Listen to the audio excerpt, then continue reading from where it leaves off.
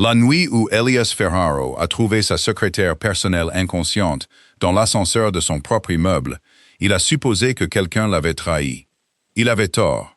4 heures plus tôt, il était au 27e étage. Il signait le dossier du port de Ropoint que Gideon Marchetti poussait depuis 2 semaines à Boston. Personne n'avait besoin d'aimer le nom Ferraro. Il devait seulement savoir ce qui arrivait aux gens qui lui mentaient.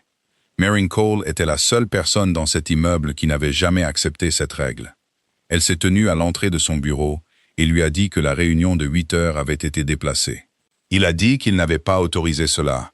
Elle a répondu sèchement « Non, c'est moi qui l'ai fait ». N'importe qui d'autre se serait excusé. Marin a simplement attendu. Puis, alors qu'elle se tournait pour partir, il a vu sa main trembler à peine, juste assez pour que le dossier glisse entre ses doigts. Il lui a demandé si elle allait bien. Elle a souri et a dit qu'elle était seulement fatiguée. Il aurait dû lui demander une 2e fois, mais son téléphone a sonné. Le nom de Gideon s'est allumé sur l'écran et 19 ans d'instinct l'ont ramené aux affaires. Quand il a relevé les yeux, Marine était partie. À 11h40 ce soir-là, Elias est retourné chercher le dossier qu'il avait oublié. Le gardien dans le hall lui a dit qu'elle n'avait jamais pointé sa sortie. L'ascenseur numéro 3 était bloqué entre le 14e et le 15e étage. Le courant était coupé. Les lumières de secours ne s'étaient jamais allumées. Il a fallu 40 minutes pour découper la porte. Et dans cette obscurité gisait Marin Cole, immobile. Un talon cassé à un demi-mètre de sa main. Ses doigts refermés sur une enveloppe blanche avec son nom dessus. Sous son nom, il y avait 4 mots qui ont immobilisé un homme qui n'avait jamais connu la peur. Si je n'ai pas l'occasion de le dire, si vous voulez savoir ce qui était écrit dans cette enveloppe, laissez un j'aime pour que je sache que vous êtes là. Partagez cette histoire avec quelqu'un qui croit encore que la vérité vaut plus que la sécurité. Et abonnez-vous, car le plus grand secret de cette histoire n'est pas la lettre. C'est le nom signé sur autre chose. Il y a 15 ans, à 1h20 du matin, le couloir des urgences de l'hôpital Mass General était éclairé par une lumière blanche et plate qui ne projetait aucune ombre. Elias Ferraro était assis sur une chaise en plastique boulonnée au mur, l'enveloppe blanche toujours scellée dans sa main. Il la tenait depuis 40 minutes sans l'ouvrir. Les gens disaient de lui qu'il était un homme qui ne savait pas attendre. Aucun d'eux ne l'avait jamais vu assis, immobile, sous ce genre de lumière. Les 2 mains posées sur ses genoux, écoutant les roues des brancards rouler derrière les portes battantes. Le médecin de garde est sorti à 1h32. Il a retiré ses gants et a dit en quelques mots que la patiente était réveillée et stable, qu'elle avait subi une crise de panique aiguë accompagnée de déshydratation, qu'elle était restée piégée trop longtemps dans cet espace confiné, et que son corps avait réagi exactement comme un corps était censé réagir. Elias a demandé s'il y avait des signes d'agression. Le médecin a secoué la tête. Aucune blessure par impact, aucune empreinte, rien. Sauf 2 bouts de doigts éraflés pour avoir essayé d'ouvrir quelque chose qui ne pouvait pas être ouvert de l'intérieur. Il a remercié le médecin, puis a attendu que l'homme disparaisse dans le couloir, avant d'enfin expirer. Si quelqu'un lui avait mis la main dessus, les choses auraient été simples. Il savait comment s'occuper d'un homme qui frappait le premier. Ce qu'il ne savait pas, c'était comment gérer une porte qui s'était fermée toute seule. Le chef de la sécurité de l'immeuble a appelé à 1h41. La voix de l'homme l'avait porté pendant 30 ans de service et n'avait jamais tremblé une seule fois. Pourtant, ce soir-là, il y a eu une minuscule pause avant qu'il ne dise la seule chose qui comptait. L'ascenseur numéro 3 n'avait pas eu de panne. Son alimentation avait été coupée suite à un ordre de maintenance. Entré à l'avance et programmé pour s'activer à 11h15 ce soir-là. Elias lui a demandé de le répéter une fois, lentement, mot par mot. Entré à l'avance, a confirmé l'homme. L'appel s'est terminé, et dans le silence qui a suivi, Elias pouvait clairement entendre le bourdonnement de la climatisation au-dessus du plafond. Un ascenseur en panne était un accident. Un ascenseur programmé pour s'arrêter était une décision. Quelqu'un s'était assis devant un écran, avait sélectionné le numéro 3, sélectionné l'heure, et appuyé sur « Confirmer ». Il a baissé les yeux sur l'enveloppe. Son nom y était écrit d'une écriture qu'il voyait tous les jours sur les plannings, les comptes rendus de réunion et les petites notes collées sur les couvertures des dossiers, lui rappelant de déjeuner. En dessous, il y avait 4 mots qu'il avait lus si souvent qu'il ne les voyait plus comme des mots.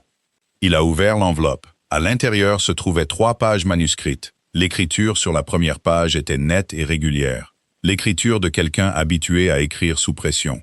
Au milieu de la deuxième page, elle avait commencé à s'incliner. Les lettres s'espaçaient, comme si la main tenant le stylo était fatiguée. Et la personne qui écrivait ne s'autorisait toujours pas à s'arrêter. La première phrase l'a fait se redresser. « Monsieur Ferraro, si vous lisez ceci, cela signifie que j'ai attendu trop longtemps pour vous le dire. 4 mois. » Elle a écrit que cela faisait 4 mois. Cela a commencé par une approbation signée un mardi après-midi, pendant qu'il était à Providence pour une réunion qui a duré de 2 heures à 7 heures du soir, avec 6 autres personnes dans la pièce, un reçu de restaurant et 3 appels passés depuis son téléphone. Elle avait tout vérifié avant de l'écrire. Puis il y a eu un autre paiement signé un jour où il était à New York, un autre signé pendant les 3 heures exactes qu'il avait passées à Newport, aux funérailles d'un des plus vieux amis de son père, avec son téléphone éteint et sans recevoir de visiteurs. Elle a listé 9 cas, 9 fois où sa signature était apparue sur un document qu'il n'avait jamais touché. Elias est passé à la page suivante et sa main s'est arrêtée à mi-chemin. L'argent n'était pas allé loin. Il avait été versé à des sociétés de conseil maritime aux noms parfaitement raisonnables. Des noms contenant des mots comme Atlantique, portuaire et conseil. Le genre de nom que n'importe qui parcourant un relevé financier regarderait, approuverait et oublierait. Les entreprises recevaient l'argent en quelques semaines, puis cessaient d'exister. Elle a écrit qu'elle en avait retracé 7. Et toutes les 7 avaient été créées au plus 4 mois avant leur premier paiement, et dissoutes au plus 6 semaines après leur dernier. Ce n'étaient pas des entreprises, c'étaient des conduits, construits pour être utilisés une fois, puis jetés. C'est à ce moment-là qu'il a compris. Ce qui lui glaçait le sang n'était pas le montant de l'argent. Comparé à ce que la famille Ferraro brassait dans le port chaque trimestre, ce n'était qu'une égratignure. Quiconque aurait eu besoin d'argent aurait pris plus. Cette personne n'avait pas besoin d'argent. Cette personne avait besoin de documents. Quelqu'un était en train de constituer une pile de dossiers, chaque page portant le nom d'Elias Ferraro. Et un jour, cette pile serait placée sur le bureau de quelqu'un ayant l'autorité de le juger. Il est passé à la dernière page. Les 3/4 étaient remplis de dates, de numéros de compte, d'heures. Des choses si sèches et exactes qu'elles ne pouvaient être contestées. Puis, vers le bas, l'écriture a changé. Plus lente, plus profonde. Comme si l'écrivain avait posé le stylo, était resté assis en silence un moment, et seulement ensuite avait continué. Je n'ai pas assez de preuves pour nommer quelqu'un devant un conseil. Mais chaque chemin que j'ai suivi mène à la même porte. Sous ces mots se trouvaient 2 lettres majuscules, séparées au centre d'une ligne blanche, seules, comme 2 coups de couteau. GM. Elias a fixé ces lettres plus longtemps qu'il n'avait jamais fixé quoi que ce soit dans sa vie. Gideon Marchetti, l'homme qui lui avait appris à serrer la main quand il avait 15 ans. L'homme qui s'était assis à gauche du cercueil de son père et avait gardé une main sur son épaule pendant les funérailles. L'homme qu'Elias n'avait pas eu besoin de questionner une seule fois en 19 ans. Tout en bas de la page se trouvait une dernière phrase, soulignée 2 fois avec des traits si forts qu'ils avaient presque déchiré le papier. Ne faites pas confiance à l'homme qui vous a appris le sens de la loyauté. Le téléphone, dans la poche de son manteau, a vibré. Elias n'a pas eu besoin de regarder pour savoir qui c'était. Il l'a sorti quand même et a regardé le nom briller sur l'écran dans le couloir blanc à près de 2 heures du matin. Gideon Marchetti. Son pouce a hésité au-dessus. En 19 ans, il n'avait jamais laissé un appel de cet homme sonner plus de 2 fois. Il a sonné une 3e fois, une 5e. Elias a retourné le téléphone, face contre sa cuisse, et est resté parfaitement immobile jusqu'à ce que l'écran s'éteigne complètement. À 4h10 du matin, l'infirmière l'a autorisé à entrer. Marine Cole était assise, droite, contre 2 oreillers blancs. Une perfusion insérée dans le dos de sa main gauche. Ses cheveux attachés à la hâte, avec le même élastique qu'elle utilisait toujours au bureau.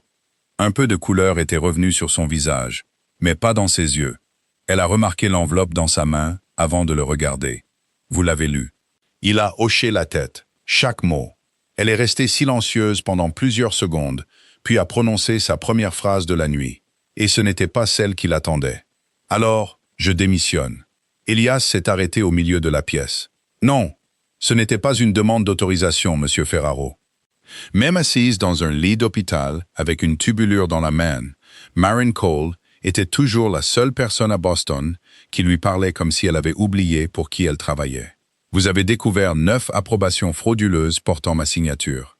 Vous avez enquêté seul pendant 4 mois. Ce soir, vous étiez allongé dans un ascenseur de mon immeuble, et maintenant vous pensez que vous allez simplement partir. Oui, vous ne partirez pas. Son expression a changé. Ce n'était pas de la peur, c'était de la déception. Pour une raison quelconque, c'était beaucoup plus difficile à supporter. C'est exactement pour ça que je ne vous ai rien dit. Expliquez-vous. Elle a posé le verre d'eau sur la table, et quand elle a parlé, sa voix n'était pas plus forte qu'une conversation ordinaire. Mais chaque mot est allé droit au centre de sa poitrine. Vous n'écoutez pas quand les gens ont peur de vous. Vous n'écoutez que lorsqu'ils vous obéissent. La pièce est tombée dans le silence. Elias avait entendu des menaces d'hommes capables de les mettre à exécution. Il avait écouté des avocats lui faire la leçon. Il avait entendu des hommes 2 fois plus âgés que lui le mettre en garde autour d'une table. Aucun de ces mots n'avait jamais eu l'impact que les siens venaient d'avoir. Vous auriez dû venir me voir. Je l'ai fait. Quand? Le 12 mars. Il ne se souvenait pas du 12 mars. Elle, si. Elle a récité chaque détail comme quelqu'un qui avait rejoué la scène dans sa tête encore et encore pendant 4 mois. À 9h15 du matin, elle avait apporté un dossier bleu dans son bureau. Elle lui avait dit qu'il y avait plusieurs dépenses qu'elle voulait qu'il examine. Il était debout près de la fenêtre, avec un téléphone coincé entre son épaule et son oreille. Et sans se retourner, il avait dit exactement 4 mots. Voyez-le à Gideon. Le 28 avril, elle avait demandé 15 minutes. Pas une réunion, juste 15 minutes. Il lui avait dit que la comptabilité interne et les finances relevaient de Gideon. Que si Gideon avait donné son accord, il n'y avait pas besoin de lui en parler. Cette phrase, il s'en souvenait. Il l'avait dite des centaines de fois au fil des ans, et il n'avait jamais pensé qu'elle avait le moindre poids. Le 19 mai, elle a cessé de demander. Elle a imprimé les rapprochements et les a glissés au milieu de son dossier d'information du matin. Le dossier qu'il lisait de la première à la dernière page chaque jour avant 9 heures. Elias l'a regardé. Je ne l'ai pas vu. Je sais. C'est à ce moment-là que j'ai cessé de croire que c'était une erreur de comptabilité. Quelque chose s'est noué dans son estomac. Il s'est approché de la fenêtre et a regardé le parking de l'hôpital. Des rangées de lumières jaunes se dressaient dans le brouillard, et pour la première fois depuis des années, il pouvait clairement voir sa propre silhouette de l'extérieur. Pendant 4 mois, la femme dont le bureau se trouvait à 10 mètres du sien lui avait apporté la vérité directement entre les mains. 3 fois. Et les 3 fois, c'était lui qui avait pris cette vérité et l'avait renvoyée à la porte même qu'elle avait commencé à soupçonner. Personne n'avait volé ses avertissements. Il les avait donnés lui-même. Il s'est retourné. Vous ne rentrerez pas seul chez vous ce soir. J'ai déjà pris des dispositions. Annulez-les. Monsieur Ferraro, je vais faire en sorte que 2 personnes vous suivent. Je serai prudente. Ce n'est pas suffisant. Il le faudra bien. Vous êtes la seule personne à savoir ce que vous savez. Elle l'a regardé droit dans les yeux, et son regard s'est durci d'une manière qu'il n'avait jamais vue chez personne dans cet immeuble. Je suis votre secrétaire, Monsieur Ferraro. Je ne suis pas votre propriété. Le mot l'a arrêté.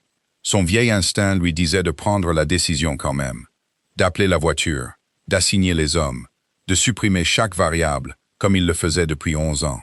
Mais cette fois, il a entendu ce qu'elle disait vraiment, et il est resté silencieux. C'était nouveau.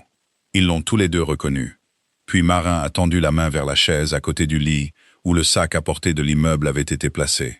Elle a cherché un instant à l'intérieur, et a sorti quelque chose de petit, tenu entre 2 doigts, et l'a levé. Une carte mémoire noire sans étiquette, si petite qu'elle disparaissait presque dans sa paume. Avant de partir, il y a quelque chose que vous devez voir. Elias s'est approché. Qu'y a-t-il dessus? Elle n'a pas détourné le regard. La lettre n'était que le début. Il a pris la carte. Elle était si légère qu'elle semblait presque immatérielle. Pourtant, lorsque ses doigts se sont refermés dessus, il a eu l'impression de prendre possession de quelque chose de plus lourd que l'immeuble qui portait le nom de sa famille. Dehors, dans le couloir, l'horloge indiquait 4h39 du matin. Et le téléphone dans sa poche a vibré pour la 4e fois cette nuit-là. À 6h15 du matin, Elias Ferraro est entré dans la salle des systèmes au sous-sol de l'immeuble Ferraro Holdings, sans enlever son manteau. L'homme en charge du système s'appelait Peter, 31 ans. Il occupait cette chaise depuis 4 ans, sans jamais avoir vu cet homme descendre sous le niveau de la mer. Elias a posé une seule question. Qui a entré l'ordre de maintenance pour l'ascenseur numéro 3? Peter a commencé à taper. L'écran s'est animé d'une lueur bleu pâle qui s'est reflétée sur la vitre et sur leurs 2 visages.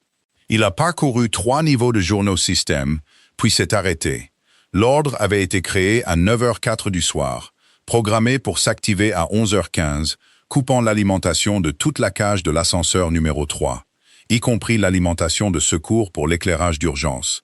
Le motif indiqué dans le champ des notes était une inspection de routine du système de freinage.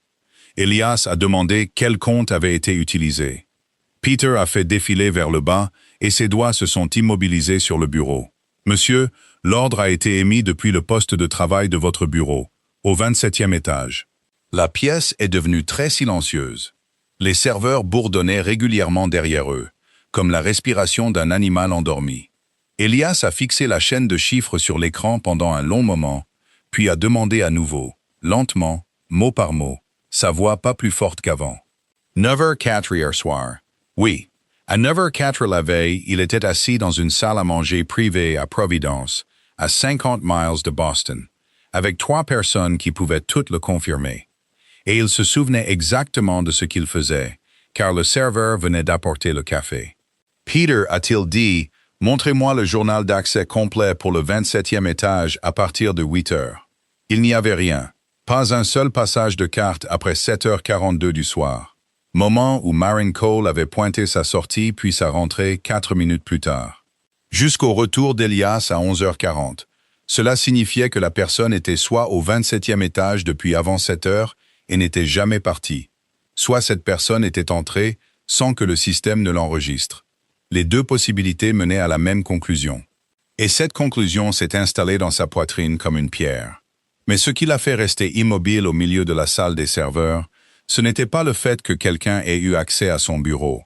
C'était ce qu'il a compris immédiatement après. Et une fois qu'il l'a compris, il n'y avait aucun moyen de l'effacer de son esprit. Quiconque voulait tuer quelqu'un ne programmerait pas la coupure de courant d'un ascenseur. Il y avait 10 façons plus rapides, plus propres, plus sûres. Et Elias les connaissait toutes les 10. Couper le courant d'une cabine d'ascenseur ne tuait personne. Cela ne faisait que piéger une personne dans une boîte en acier entre 2 étages, dans l'obscurité totale, sans lumière de secours, sans savoir combien de temps cela durerait, sans savoir si quelqu'un allait venir. Ça ne tuait pas, ça brisait les gens. Quiconque avait fait ça ne voulait pas la mort de Maren Cole. Il la voulait suffisamment effrayée pour que le lendemain matin, elle écrive sa démission, qu'elle vide son bureau, quitte l'immeuble de son propre chef et ne revienne jamais, ne laissant derrière elle ni meurtre, ni enquête, ni personne forcée de répondre à des questions. Une façon extraordinairement propre de se débarrasser de quelqu'un. Et pour concevoir cette manière particulière de se débarrasser d'elle, la personne devait savoir exactement ce qui pouvait briser Maren Cole. Elias se tenait là, au milieu des serveurs bourdonnants, et réalisa qu'il ne le savait pas. Pendant 22 mois, elle s'était assise à 10 mètres de son bureau. Elle avait organisé son emploi du temps, passé des appels en son nom. Elle savait ce qu'il mangeait et à quelle heure. Elle savait quel vol il détestait. Elle connaissait même les appels qu'il ne voulait que personne ne sache qu'il recevait. Pourtant, si quelqu'un lui demandait maintenant de quoi Maren Cole avait peur, il n'aurait pas pu répondre. Il ne s'était même jamais posé la question. Il a convoqué le chef de la sécurité. Combien de personnes dans cet immeuble savent qu'elle ne prend jamais l'ascenseur? L'homme a semblé surpris. Elle ne prend pas l'ascenseur. Personne n'avait remarqué. Pendant 22 mois, elle avait monté les escaliers tous les jours. Et parmi les 340 personnes travaillant sous le nom de Ferraro, pas une seule n'avait remarqué. Une seule personne l'avait fait. Cette personne n'avait pas seulement remarqué. Cette personne savait pourquoi. Elias s'est tourné vers Peter et a commencé à donner des ordres, sa voix revenant au même ton plat et uniforme que la surface du bureau. Remplacez toutes les serrures électroniques du 27e étage aujourd'hui avant midi. Révoquez toutes les cartes d'accès actives. Déconnectez le poste de travail de mon bureau, du réseau interne et scellez-le. À partir de maintenant, l'accès au 27e étage est limité à 4 personnes, pas plus. Et chaque ouverture de porte doit être enregistrée avec une photographie. Peter a tapé. Une boîte de dialogue est apparue. Il a demandé les 4 noms. Elias les a récités. Peter a fini de taper, a appuyé sur confirmer, et 4 lignes sont apparues au milieu de l'écran bleu pâle, parfaitement alignées. Net comme une liste d'invités. Elias Ferraro, Marine Cole, Gideon Marchetti, Bruno Falcone. Il a regardé la liste. 4 noms. L'un de ces 4 noms s'était assis devant un écran à 9h04 la veille et avait appuyé sur confirmer. Son regard a parcouru chaque ligne de haut en bas, puis s'est arrêté sur la dernière plus longtemps qu'il ne l'avait prévu. Bruno Falcone, 6 ans au volant. 6 ans à lui ouvrir la portière de la voiture chaque matin, à se tenir devant chaque réunion, sachant quelle chaise Elias occupait dans quel restaurant, et qui était autorisé à s'approcher de lui. Elias a regardé le nom pendant exactement 3 secondes. Puis, il a détourné les yeux et s'est dit que ces 3 secondes ne signifiaient rien. Plus tard, quand tout serait terminé, il se souviendrait de ces 3 secondes, et il comprendrait que son instinct le plus vrai avait parlé ce matin-là, et qu'il avait refusé d'écouter. Peter a demandé s'il voulait que la liste soit imprimée. Elias a dit non. Il l'avait déjà mémorisé. À 8 heures du matin, les portes de l'ascenseur se sont ouvertes au 27e étage. Marine Cole est entrée dans le couloir avec un petit pansement couvrant encore l'endroit où l'aiguille de la perfusion avait été insérée. Son sac à main pendant à son épaule, comme tous les autres jours. Elias s'est levé de son bureau. « À quelle heure le médecin vous a-t-il laissé sortir ?»« 7h10. Et vous êtes venu directement ici. Je suis passé chez moi pour me changer. Vous étiez censé vous reposer pendant 3 jours.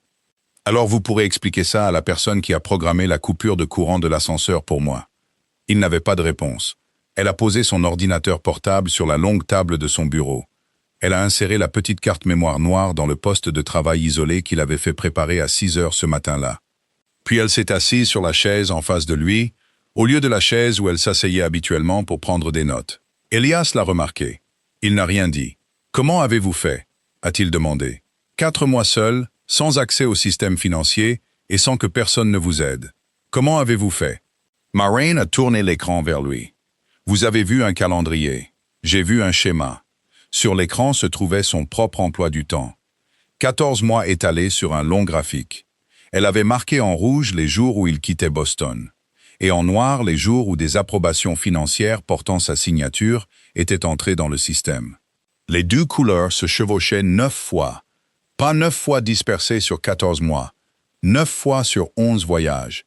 Elias a fixé le graphique et a eu l'impression que quelqu'un avait retiré une nappe d'une table, exposant quelque chose qui avait toujours été là. « Ce n'est pas tout, a-t-elle dit. Remarquez-vous quel jour ils ont choisi. » Il a regardé de plus près. Providence, avec 6 personnes dans la pièce et un reçu de restaurant. New York, avec 3 interviews de presse. Newport, les funérailles, plus de 100 personnes qui l'avaient vu là-bas. Le voyage de 2 jours à Chicago, rien. Le vol privé pour Miami, rien. Il a levé les yeux. Seulement les jours où je pouvais prouver où j'étais. Marin a hoché la tête. Un voleur choisirait des jours où personne ne pourrait se souvenir où vous étiez. Cette personne a fait le contraire. Cette personne avait besoin de jours où, si quelqu'un demandait plus tard, 30 témoins se lèveraient et confirmeraient qu'Elias Ferraro n'était certainement pas dans l'immeuble. Et cela n'avait de sens que si le but était de rendre sa signature suspecte. Pas de voler de l'argent, mais de monter un dossier. Il s'est assis. Elle a ouvert le fichier suivant. 7 sociétés de conseil maritime, a-t-elle dit. Et c'est ce qui m'a pris 4 mois à comprendre. L'argent y est entré et a disparu. Oui, mais regardez ça. Un diagramme est apparu à l'écran, dessiné de sa propre main. Brut et construit dans un tableur avec des boîtes carrées, reliées par des flèches. Pendant sa brève existence de 6 semaines, chaque entreprise avait signé au moins un contrat de service avec Ferraro Holdings. De petits contrats, conseils sur les canaux, évaluation de la charge des quais, expertise d'assurance. Aucun ne valant plus de 400 000 $. Aucun assez grand pour que quelqu'un s'arrête et lise attentivement. Mais chaque contrat contenait une clause transférant des droits d'exploitation temporaires en cas de litige sur la capacité financière du client. Elias a lu la phrase 3 fois. « Ils sont assez petits pour paraître inoffensifs », a dit Marin, « mais ils ne sont pas isolés. Ils sont connectés. » Elle a déplacé le curseur et les flèches du diagramme ont convergé vers une seule boîte au centre, une entité intermédiaire enregistrée dans le Delaware, appelée Atlantic Birth Management. Les 7 entreprises avaient cédé leurs droits conditionnels à cette entité. L'argent est un camouflage, a-t-elle dit. Ce qu'il transfère, ce n'est pas de l'argent, c'est le contrôle des quais. Elias s'est levé et s'est dirigé vers la fenêtre. En dessous de lui, le port de Boston gisait sous la brume grise d'un matin de juillet. Les grues se dressaient droites comme des côtes. 3 générations de la famille Ferraro avaient vécu près de ce port. Il manque encore quelque chose, a-t-il dit sans se retourner. Toutes ces pièces ne sont que des droits conditionnels. Il leur faut un interrupteur. Marin est restée silencieuse un moment, et quand elle a parlé, sa voix avait baissé. C'est pour ça que j'ai écrit la lettre hier soir. J'ai trouvé l'interrupteur à 9 heures. Il s'est retourné. Clause 27, a-t-elle dit, dans le contrat au point. Elias connaissait ce contrat. Il l'avait lu 2 semaines plus tôt. 140 pages, la plupart du langage standard. La clause 27 était un paragraphe de 9 lignes sur l'assurance de liquidité pendant la période de transition. Le genre de choses que n'importe qui arrivant à la page 110 lirait en diagonale. Elle redéfinit ce qui qualifie un litige sur la capacité financière, a-t-elle dit. Et elle s'applique rétroactivement à chaque contrat de service actif avec Ferraro Holdings. Une fois que vous signez Ropoint, cette même signature active les 7 autres clauses. En 90 jours, Atlantic Birth Management obtient le contrôle opérationnel de 3 quais. Personne n'a besoin de falsifier un autre document. Vous le cédez vous-même, légalement, notarié devant des avocats. La pièce est devenue aussi silencieuse que le fond d'un puits. Ne le signez pas, a-t-elle dit. Elias a pris son téléphone et a ouvert le calendrier. La signature de Ropoint apparaissait à l'écran. Demain à 10 heures du matin, dans la salle de conférence du 26e étage. Il a tourné l'écran vers elle. Demain. Marin l'a regardé et la couleur a quitté son visage. Elle a secoué la tête très lentement. Plus maintenant. Quelqu'un l'a avancé. Vérifiez à nouveau. Elias a rafraîchi le calendrier. La ligne a clignoté une fois, puis a changé. Aujourd'hui, 8h30 du matin. Il a regardé l'horloge sur le mur. Il restait 20 minutes. Elias a composé le numéro interne du service juridique et a prononcé une seule phrase. Annulez la signature de Ropoint ce matin. L'autre bout du fil est resté silencieux pendant 3 secondes, puis a demandé s'il devait donner une raison à l'autre partie. Non, dites-leur que je n'ai pas signé. Il a raccroché et a appelé la réception du 26e étage. Il leur a ordonné de verrouiller la salle de conférence et de ne laisser personne entrer, y compris quiconque portait une carte d'accès interne. À 8h21, son téléphone a vibré. Gideon Marchetti. Il l'a laissé où il était. À 8h23, il a vibré à nouveau. À 8h26, une 3e fois. Et cette fois, l'écran est resté allumé plus longtemps. Comme si l'homme à l'autre bout attendait avec la patience qu'Elias avait observée pendant 19 ans. La patience de quelqu'un qui savait que ses appels étaient toujours répondus. Elias a retourné le téléphone, face contre le bureau. Marin l'a regardé faire et n'a rien dit. Le seul son qui restait dans la pièce était celui de l'horloge. « J'ai besoin de l'original », a-t-il dit. Le contrat au point. Celui que j'ai lu il y a 2 semaines est dans le coffre-fort ici. Si la clause 27 dit ce que vous prétendez, je dois le voir de mes propres yeux avant de faire quoi que ce soit d'autre. Le coffre-fort était caché derrière le lambris, à gauche de son bureau. Le genre que son père avait installé 16 ans plus tôt, ouvert à la fois par un code numérique et une clé physique. Et il n'y avait qu'une seule clé dans tout l'immeuble, gardée dans le portefeuille d'Elias. Il a tourné le cadran, inséré la clé et a ouvert la porte. Rien à l'intérieur ne manquait. Pas une seule page n'avait été prise. Le contrat au point était exactement là où il l'avait laissé. Relié dans une couverture bleu foncé, son dos épais de 140 pages. La couverture portait encore le pli dans le coin inférieur droit qu'il avait fait de sa propre main. Quand il a atteint la dernière page, Elias l'a porté sur le bureau et est allé à la page 110. La clause 27 était là. Il a lu la première ligne et s'est arrêté. Il l'a relue. Puis il s'est assis lentement, comme un homme qui avait manqué une marche dans le noir. Ce n'est pas la copie que j'ai lue. Marin s'est levé de sa chaise. « Vous en êtes certain ?»« 9 lignes, a-t-il dit. La clause 27 dans la copie que j'ai lue il y a 2 semaines faisait 9 lignes et concernait l'assurance de liquidité pendant la période de transition. Il n'y avait pas un seul mot sur la définition d'un événement de litige. Il n'y avait pas un seul mot sur l'application rétroactive. Il a tourné le document vers elle. Devant eux, la clause 27 s'étendait sur 17 lignes. Marin s'est penché et l'a lu. Et quand elle a relevé les yeux, elle a dit ce qu'ils savaient déjà tous les deux, mais que ni l'un ni l'autre n'avait voulu dire à voix haute. Alors cette copie a été échangée au cours des 14 derniers jours. Elias n'a pas répondu immédiatement. Il a soulevé le document, l'a incliné sous la lumière de la fenêtre et a feuilleté chaque page. Le papier était du même type, du même poids, avec le même éclat mat que le papier que le service juridique commandait spécialement, et qui n'était pas vendu sur le marché. Les numéros de pages se suivaient sans un seul numéro déplacé. Le sceau superposé le long du bord droit coulait uniformément du début à la fin, ininterrompu et parfaitement aligné. Sur la dernière page, les initiales du directeur juridique étaient à la bonne position, avec le bon trait et la bonne inclinaison. Et à côté se trouvait le tampon dateur du sceau en caoutchouc.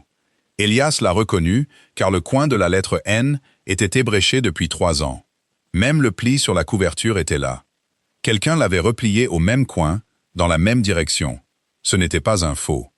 C'était un jumeau, préparé par quelqu'un qui savait quel papier était utilisé, qui savait où le tampon était endommagé, qui savait qu'Elias pliait habituellement le coin d'une couverture quand il finissait de lire, et qui savait exactement où le dossier était gardé dans le coffre-fort. Elias a posé le document sur le bureau et ne l'a plus touché.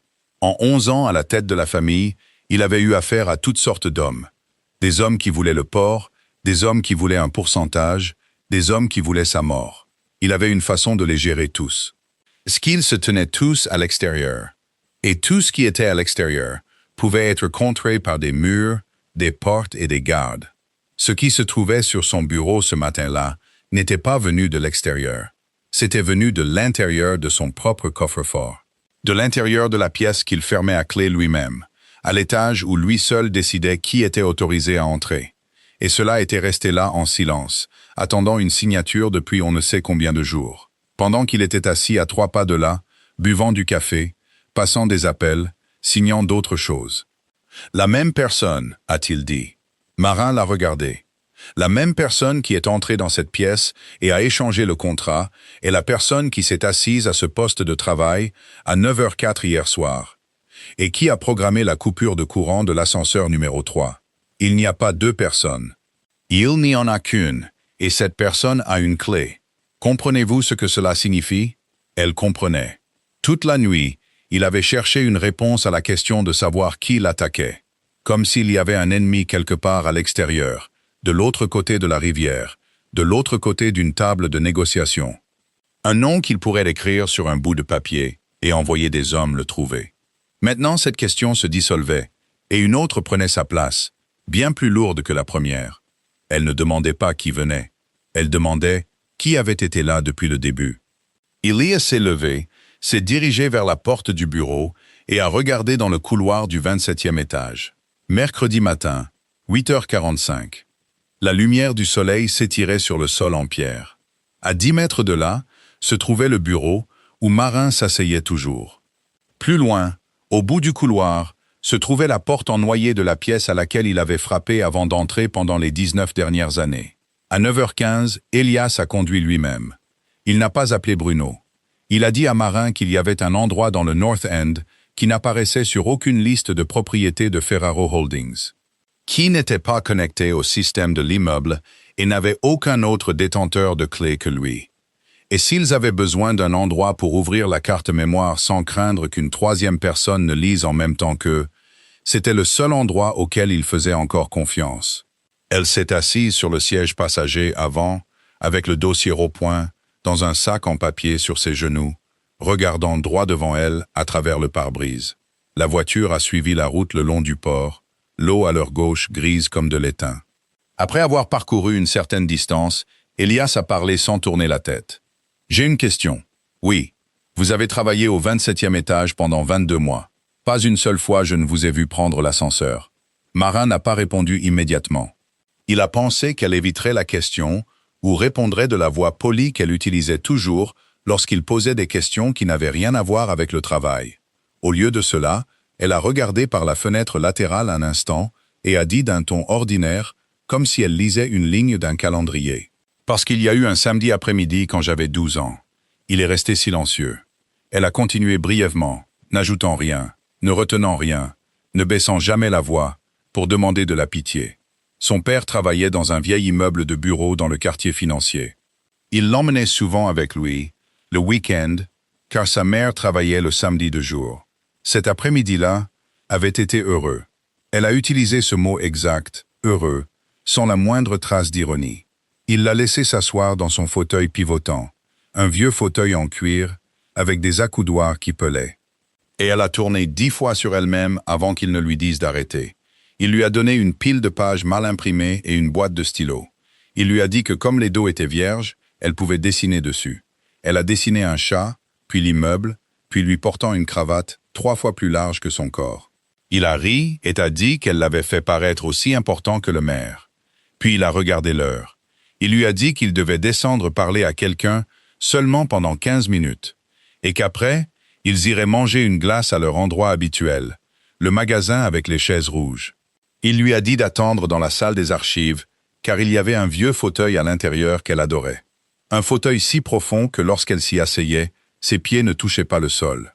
Il a fermé la porte pour ne pas être dérangé par le bruit. C'était tout à fait ordinaire. Il l'avait fait de nombreuses fois auparavant. 6 minutes plus tard, les lumières se sont éteintes.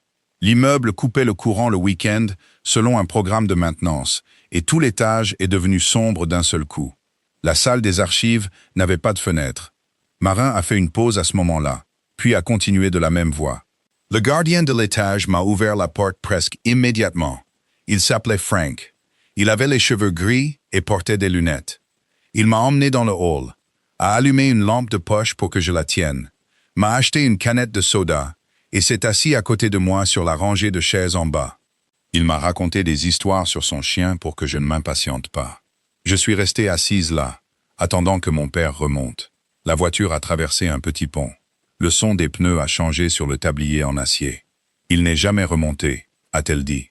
Elias a gardé les 2 mains sur le volant et n'a rien dit.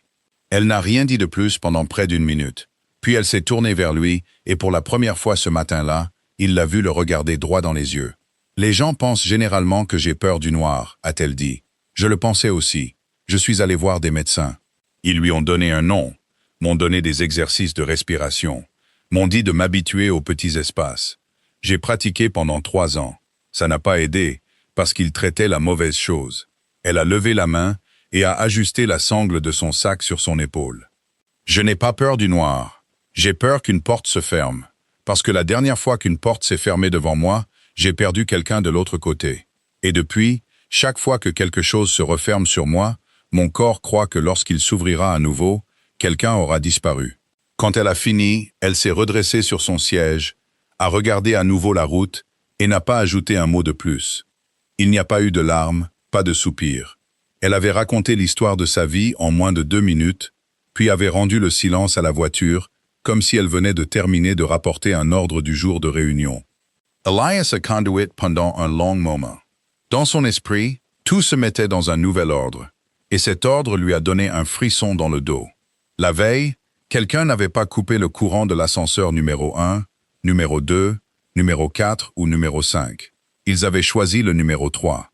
L'ascenseur que Maren Cole n'avait pas pris une seule fois en 22 mois. Cela signifiait que la personne savait que pour une raison quelconque, elle devrait prendre l'ascenseur cette nuit-là. Mais plus important encore, la personne savait que 40 minutes dans une boîte en acier noir ne la ferait pas s'effondrer par manque d'air. Celle-là la ferait s'effondrer à cause d'un samedi après-midi 15 ans plus tôt. Ce n'était pas dans son dossier personnel, ce n'était pas dans sa demande d'emploi. Ce n'était écrit sur aucun document à l'intérieur de l'immeuble portant le nom de sa famille. « Avez-vous déjà raconté cette histoire à quelqu'un de l'entreprise » a-t-il demandé. « Non. Vous en êtes certaine » ? « J'en suis certaine. » Elias a resserré sa prise sur le volant. Alors quelqu'un est allé la chercher. Marin s'est tourné vers lui. Ils ont tous les deux compris qu'il ne s'agissait plus d'argent, plus du port, plus d'une signature falsifiée.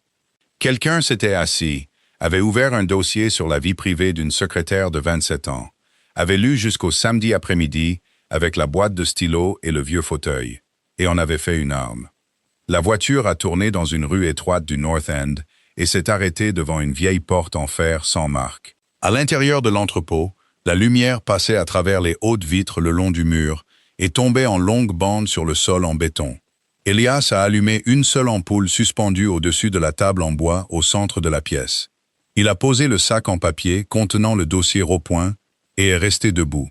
Il a fait face à Marin, les deux mains appuyées sur le bord de la table, et a posé la question qu'il avait gardée à l'esprit pendant les 20 dernières minutes du trajet. Quel était le nom de votre père? Elle n'a pas répondu immédiatement. 3 secondes. Elias les a comptées toutes les 3. Et pendant ces 3 secondes, il a vu quelque chose passer sur son visage. Quelque chose comme une personne posant la main sur une poignée de porte, tout en sachant qu'une fois ouverte, elle ne pourrait jamais être refermée. Walter Bishop. Le nom est tombé au milieu de l'entrepôt comme quelque chose de lourd tombant dans l'eau. Elias n'a pas bougé. Dehors, une corne de navire est venue du port, longue et basse, puis s'est estompée. Il avait entendu ce nom pas moins de 30 fois dans sa vie, et toujours de la même bouche. Walter Bishop, le chef comptable de Salvatore Ferraro. Walter Bishop, l'homme aux lunettes à monture noire, que le jeune Elias de 19 ans voyait penché sur les registres au 3e étage. Walter Bishop, l'homme qui a volé la famille et s'est enfui, et dont Gideon racontait toujours la fin d'une voix qui devenait plus basse et plus lente, comme s'il enseignait une leçon plutôt que de décrire une mort. « Vous êtes sa fille ?»« Oui. Et le nom Cole, c'est celui de ma mère. Je l'ai changé quand j'avais 18 ans. Légalement, avec des dossiers déposés au tribunal du comté de Suffolk. Je ne l'ai caché à personne. Personne n'a jamais demandé. Il l'a regardé pendant un long moment. Dans son esprit, les 22 derniers mois ont commencé à défiler à l'envers, et chaque scène a pris une forme différente en passant. L'entretien, où elle s'était assise parfaitement droite et avait répondu par des phrases courtes. La façon dont elle avait accepté le poste, sans poser de questions sur le salaire. La façon dont elle se souvenait des noms de tous ceux qui avaient travaillé dans l'immeuble avant son arrivée. La façon dont elle ne prenait jamais de vacances. Il avait supposé que c'était les habitudes d'une secrétaire exceptionnelle. Maintenant, il comprenait que c'était les habitudes de quelqu'un qui cherchait quelque chose. « Pourquoi êtes-vous venu travailler pour moi ?» Marin n'a pas évité la question. Elle a posé une main sur la table. Et quand elle a parlé, sa voix était très calme. Le calme de quelqu'un qui avait répété cette réponse des milliers de fois dans son esprit et n'avait jamais cru qu'elle aurait la chance de la dire à voix haute. « Pour prouver que mon père n'était pas un voleur. » Elias n'a pas répondu. « 15 ans, a-t-elle dit. Pendant 15 ans, les gens m'ont dit que mon père avait pris l'argent et s'était enfui. Ma mère l'a cru. Elle travaillait en double poste, ne prononçait jamais son nom chez nous et est morte 2 ans plus tard. Mon jeune frère a grandi avec une seule photo et une histoire sur un père qui a volé. Je ne l'ai pas cru. Pas parce que je l'aimais, mais parce que je savais comment il travaillait. » Elle a regardé Elias.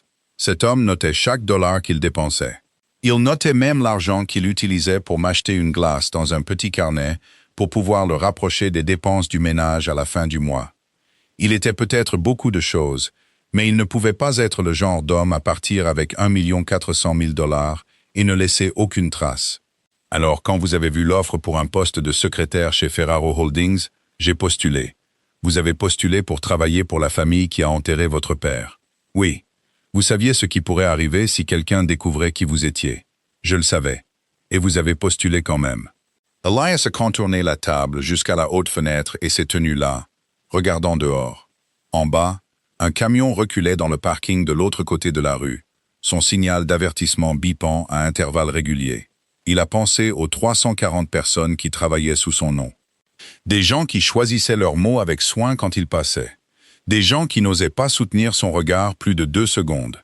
Et cette femme était entrée dans cet immeuble, s'était assise à 10 mètres de son bureau. Lui avait servi du café chaque matin, organisé son emploi du temps chaque soir pendant 22 mois. Avec son vrai nom caché dans son portefeuille. « Qu'avez-vous trouvé ?» a-t-il demandé sans se retourner. Pendant les 4 premiers mois, rien. Les archives de cette année-là avaient été retirées. Alors, j'ai cherché d'une autre manière. J'ai lu les anciens calendriers. L'emploi du temps de votre père d'il y a 15 ans était encore intact dans la salle de stockage du papier au 3e étage. Personne n'a pensé à le détruire car ce n'était qu'un calendrier. Il listait les réunions auxquelles mon père a assisté pendant ces 3 dernières semaines. 3 réunions, toutes avec la même personne, et votre père n'était présent à aucune d'elles. Elias s'est retourné. Et ensuite? Ensuite, j'ai arrêté, a-t-elle dit, parce que j'ai commencé à voir des choses qui n'avaient rien à voir avec mon père. Des approbations portant votre signature entraient les jours où vous n'étiez pas là. Je suis resté devant ce graphique pendant 3 nuits, et j'ai réalisé que ce qui se passait maintenant était plus grand que ce qui s'était passé il y a 15 ans. Il l'a regardé. Alors pourquoi n'êtes-vous pas parti? Vous aviez déjà ce que vous aviez besoin de savoir. Vous auriez pu démissionner en mars, prendre ce que vous aviez et quitter cette ville. Personne ne vous retenait ici. Marin est restée silencieuse un moment. Parce que si j'étais restée silencieuse, a-t-elle dit, je serais devenue complice du mensonge. Et j'ai passé 15 ans à vivre dans un mensonge que quelqu'un d'autre a créé. Je sais à quel point c'est lourd. Je n'en construirai pas un autre pour quelqu'un d'autre. Elias Ferraro se tenait au milieu de l'entrepôt de son père et réalisa que pendant 22 mois, la seule personne dans l'immeuble qui n'avait pas eu peur de lui était la seule personne qui avait plus de raisons que quiconque de le haïr. Marin a ouvert son sac à main, a sorti une petite enveloppe en papier usé au coin, l'a posée sur la table en bois et l'a poussée vers lui. Avant que vous ne décidiez de la suite, je dois vous donner ça. Elias l'a ouverte. À l'intérieur se trouvait une clé en laiton d'environ 1,5 phalange de long. Avec une tige plate, 3 entailles profondes le long de la lame et un petit trou rond dans l'anneau. Le laiton s'était terni jusqu'à la couleur du miel foncé, sauf à 2 endroits au milieu où il brillait d'avoir été si souvent manipulé. Il l'a tourné sous la lumière. « Où l'avez-vous eu ?» ?»« Dans le 2e tiroir à droite du bureau de M. Marchetti, il y a 3 semaines. » Elias a posé la clé. « Vous êtes entré dans son bureau. »« Je suis entré dans son bureau 2 fois par semaine pendant 2 ans, » a-t-elle dit. « J'apportais les plannings, la correspondance, même le café. Personne ne remarque la personne qui porte le café. Alors pourquoi l'avez-vous prise? Parce qu'il l'a prise 2 fois devant moi et ne l'a pas utilisée. » Elias n'a rien dit. « La première fois, c'était en avril, » a-t-elle dit. « Je suis entré pour livrer le planning hebdomadaire. » Il a ouvert le tiroir en cherchant un stylo, a vu la clé et s'est arrêté. Pas 1 seconde, mais 7 ou 8 secondes, la tenant dans sa main, fixant le bureau au lieu de la clé. Puis il l'a remise dans le tiroir et l'a refermée. La 2e fois, c'était 3 semaines plus tard. Exactement la même chose. Il l'a prise, est resté immobile, puis l'a reposée. Elias l'a regardé. Alors j'ai commencé à faire attention, a-t-elle dit. Monsieur Marchetti est un homme qui ne touche jamais rien sans raison. Il ne joue pas avec les stylos, ne tourne pas de bague à son doigt, ne tapote pas du bout des doigts sur le bureau. En 2 ans, je ne l'ai jamais vu faire un geste inutile. Pourtant, il a tenu cette clé 2 fois, chaque fois pendant près de 10 secondes, puis l'a rangée sans rien ouvrir. Elle a fait une pause. Les gens protègent ce qu'ils chérissent. Parfois, ils protègent aussi ce qui les effraie. Elias a repris la clé. Quelque chose dans la façon dont elle reposait dans sa paume le dérangeait. Un sentiment de reconnaissance qu'il ne pouvait pas encore nommer. Comme entendre une voix familière dans un endroit où cette voix n'avait pas le droit d'être. Il l'a retournée et son pouce a frôlé l'anneau. À peine visible sous le laiton terni se trouvaient 2 initiales en relief. S.F. Il s'est assis lourdement sur la chaise. « Savez-vous à qui appartient cette clé ?» a-t-il demandé. « Je supposais qu'elle appartenait à quelqu'un de votre famille. »« À mon père, a-t-il dit. Salvatore Ferraro. » Il la gardait sur un anneau séparé, à part de toutes les autres clés. Et il ne la donnait jamais à personne. Je l'ai vue tout au long de mon enfance, et je n'ai jamais demandé ce qu'elle ouvrait. Parce que personne dans ma famille ne posait ce genre de questions à mon père. Marine n'a rien dit. Elias s'est levé, a marché au milieu de l'entrepôt et a pointé du doigt le sol en béton dans le coin le plus éloigné, là où une porte basse en fer disparaissait presque dans le mur. Il travaillait ici, a dit Elias, pas dans l'immeuble. La tour de 27 étages était quelque chose qu'il a construit plus tard pour que les avocats et les banques la regardent. Mais pendant les 30 premières années, mon père s'asseyait ici, sous ce toit en tôle. Et tout ce qui comptait vraiment, il le gardait là-dessous. Qu'y a-t-il là-dessous? Un coffre-fort, a-t-il dit, construit directement dans le mur. Mon père l'a fait installer quand j'avais 9 ans. Après sa mort, je suis descendu 1 fois et j'ai essayé toutes les clés de la maison. Aucune ne correspondait. J'ai supposé qu'il avait emporté la clé avec lui. Je ne suis pas redescendu depuis 11 ans. Il a regardé la clé en laiton dans sa main, et pendant toutes ces 11 années, elle était dans le deuxième tiroir à droite du bureau de Gideon Marchetti. Aucun d'eux n'a dit un mot de plus. Elias s'est dirigé vers la porte basse en fer, a inséré la clé de l'entrepôt dans le cadenas, l'a retirée et a ouvert la porte. Les gonds ont poussé un long cri strident. Derrière se trouvait une obscurité dense, et à mesure que leurs yeux s'adaptaient, des marches étroites en béton sont apparues, descendant sur la largeur d'une personne, avec les murs si proches qu'une personne pouvait toucher les deux côtés en étendant les bras. Il n'y avait pas d'interrupteur. Elias a essayé le vieux disjoncteur monté à gauche du cadre. Rien ne s'est passé. Le courant là-dessous a été coupé il y a des années, a-t-il dit. Après la mort de mon père, personne n'a continué à payer le compteur séparé du sous-sol. Il a pris la lampe de poche qu'il avait apportée de la voiture, l'a allumée. Un faisceau jaune terne a balayé les premières marches avant de disparaître dans l'obscurité en dessous. De l'air frais est monté d'en bas, transportant l'odeur de béton humide et de poussière de métal. Il s'est tourné pour regarder Marin. Elle se tenait à 3 pas de la porte, sa main gauche agrippant la sangle de son sac, si fort que ses jointures étaient devenues blanches. Ses yeux fixés sur l'obscurité en dessous. Elle n'a pas reculé, mais elle n'a pas avancé non plus.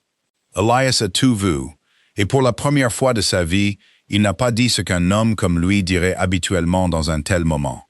Il n'a pas donné d'ordre, n'a pas pris de disposition, n'a pas décidé pour elle. Il est simplement resté là, la lampe de poche à la main, et a attendu. Marin s'est avancée jusqu'au seuil exact de la porte et s'est arrêtée. Elle est restée là pendant environ 5 secondes, regardant les marches en béton. Et Elias a vu ses épaules se soulever très légèrement, avec une respiration qu'elle essayait de garder stable. Puis elle a tendu la main, non pas pour qu'il la guide, mais pour prendre la lampe de poche de sa main. Elle a vérifié sa luminosité, a tourné la bague de mise au point pour rétrécir le faisceau, et la lui a rendue. « Je ne peux pas descendre là », a-t-elle dit. Rien n'a suivi la phrase. Aucune explication, aucune excuse, aucune des tons que les gens utilisent lorsqu'ils admettent une faiblesse. Elle l'a dit comme si elle lisait une ligne d'un rapport de rapprochement, un fait vérifié qui ne nécessitait aucune discussion supplémentaire. Elias ne lui a pas dit que ce n'était pas grave. Il ne lui a pas dit d'essayer. Il ne lui a pas dit qu'il serait juste là. Il a compris que n'importe laquelle de ces phrases transformerait sa limite en quelque chose à gérer pour lui. Et elle avait très clairement indiqué à l'hôpital qu'elle n'était pas une variable à supprimer pour lui. Alors, il a simplement hoché la tête une fois. « Mais je sais exactement ce que vous devez chercher », a-t-elle continué. « Écoutez attentivement. Ce coffre a 2 compartiments. J'ai retrouvé le modèle grâce au numéro de série sur les plans d'installation encore conservés dans les archives de construction de l'entrepôt. Le compartiment inférieur est plus profond et scellé avec de la cire ou un plombage selon l'année de production. Le compartiment supérieur est moins profond et s'ouvre avec la même clé tournée dans la direction opposée. N'ouvrez pas le compartiment inférieur et remontez tout de suite. Les gens oublient le compartiment supérieur car il n'a pas de poignée. Encore une chose. Quoi? Regardez la poussière, a-t-elle dit. Avant de toucher quoi que ce soit, regardez la poussière. Elias a pris la lampe de poche et est descendu de 17 marches. Le couloir en bas était si étroit qu'il a dû incliner légèrement les épaules. Le plafond était bas. Les murs en béton brut portaient encore le grain du coffrage en bois d'il y a 30 ans. Le faisceau se déplaçait devant lui, balayant une étagère en fer vide et une bobine de fil électrique pourrie, avant de s'arrêter sur le mur du fond. Le coffre-fort était là, sa face en acier vert militaire délavé par le temps. Construit directement dans le mur et s'élevant à la hauteur de sa poitrine, il a approché la lampe de poche et a fait exactement ce qu'elle lui avait dit. Il a regardé la poussière. Toute la façade du coffre était recouverte d'une couche uniforme de fine poussière grise, épaisse de 11 ans d'immobilité. Sauf à un endroit, le long de la section supérieure, autour de la jointure du compartiment du haut, la poussière avait été essuyée en une traînée de la largeur d'une main. Ses bords étaient encore nets, et juste en dessous se trouvaient 2 empreintes digitales pressées à l'envers dans la poussière restante. Elias a fixé la marque plus longtemps que nécessaire. Puis il a inséré la clé. La clé en laiton a glissé en douceur, sans résistance, comme si la serrure s'en souvenait encore. Il l'a tournée dans le sens des aiguilles d'une montre. Le compartiment inférieur s'est ouvert avec un clic bas et lourd. À l'intérieur, un seau de plomb étroit est resté intact, estampillé d'une marque qu'il a reconnue immédiatement, car c'était le seau personnel de son père, celui que Salvatore utilisait sur tout ce qu'il ne voulait pas qu'on ouvre avant sa mort. Elias a coupé le plombage avec sa clé de voiture. Il y avait deux choses à l'intérieur. La première était un épais registre à couverture rigide marron avec un dos en tissu et des bords de page jaunis. Il a ouvert la première page. L'écriture était petite, régulière et si précise qu'elle semblait presque imprimée.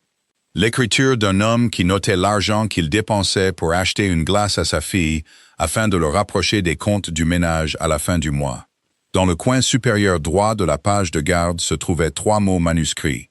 WOB, archives privées. Le deuxième élément était une enveloppe. Elias a approché la lampe de poche et s'est assis sur la dernière marche car ses jambes ne semblaient plus vouloir le porter.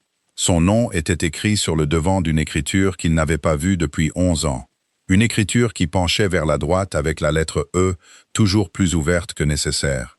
L'écriture qui avait signé son acte de naissance, ses cartes d'anniversaire, et la note collée sur le réfrigérateur lui disant de rentrer avant 10 heures quand il avait 16 ans.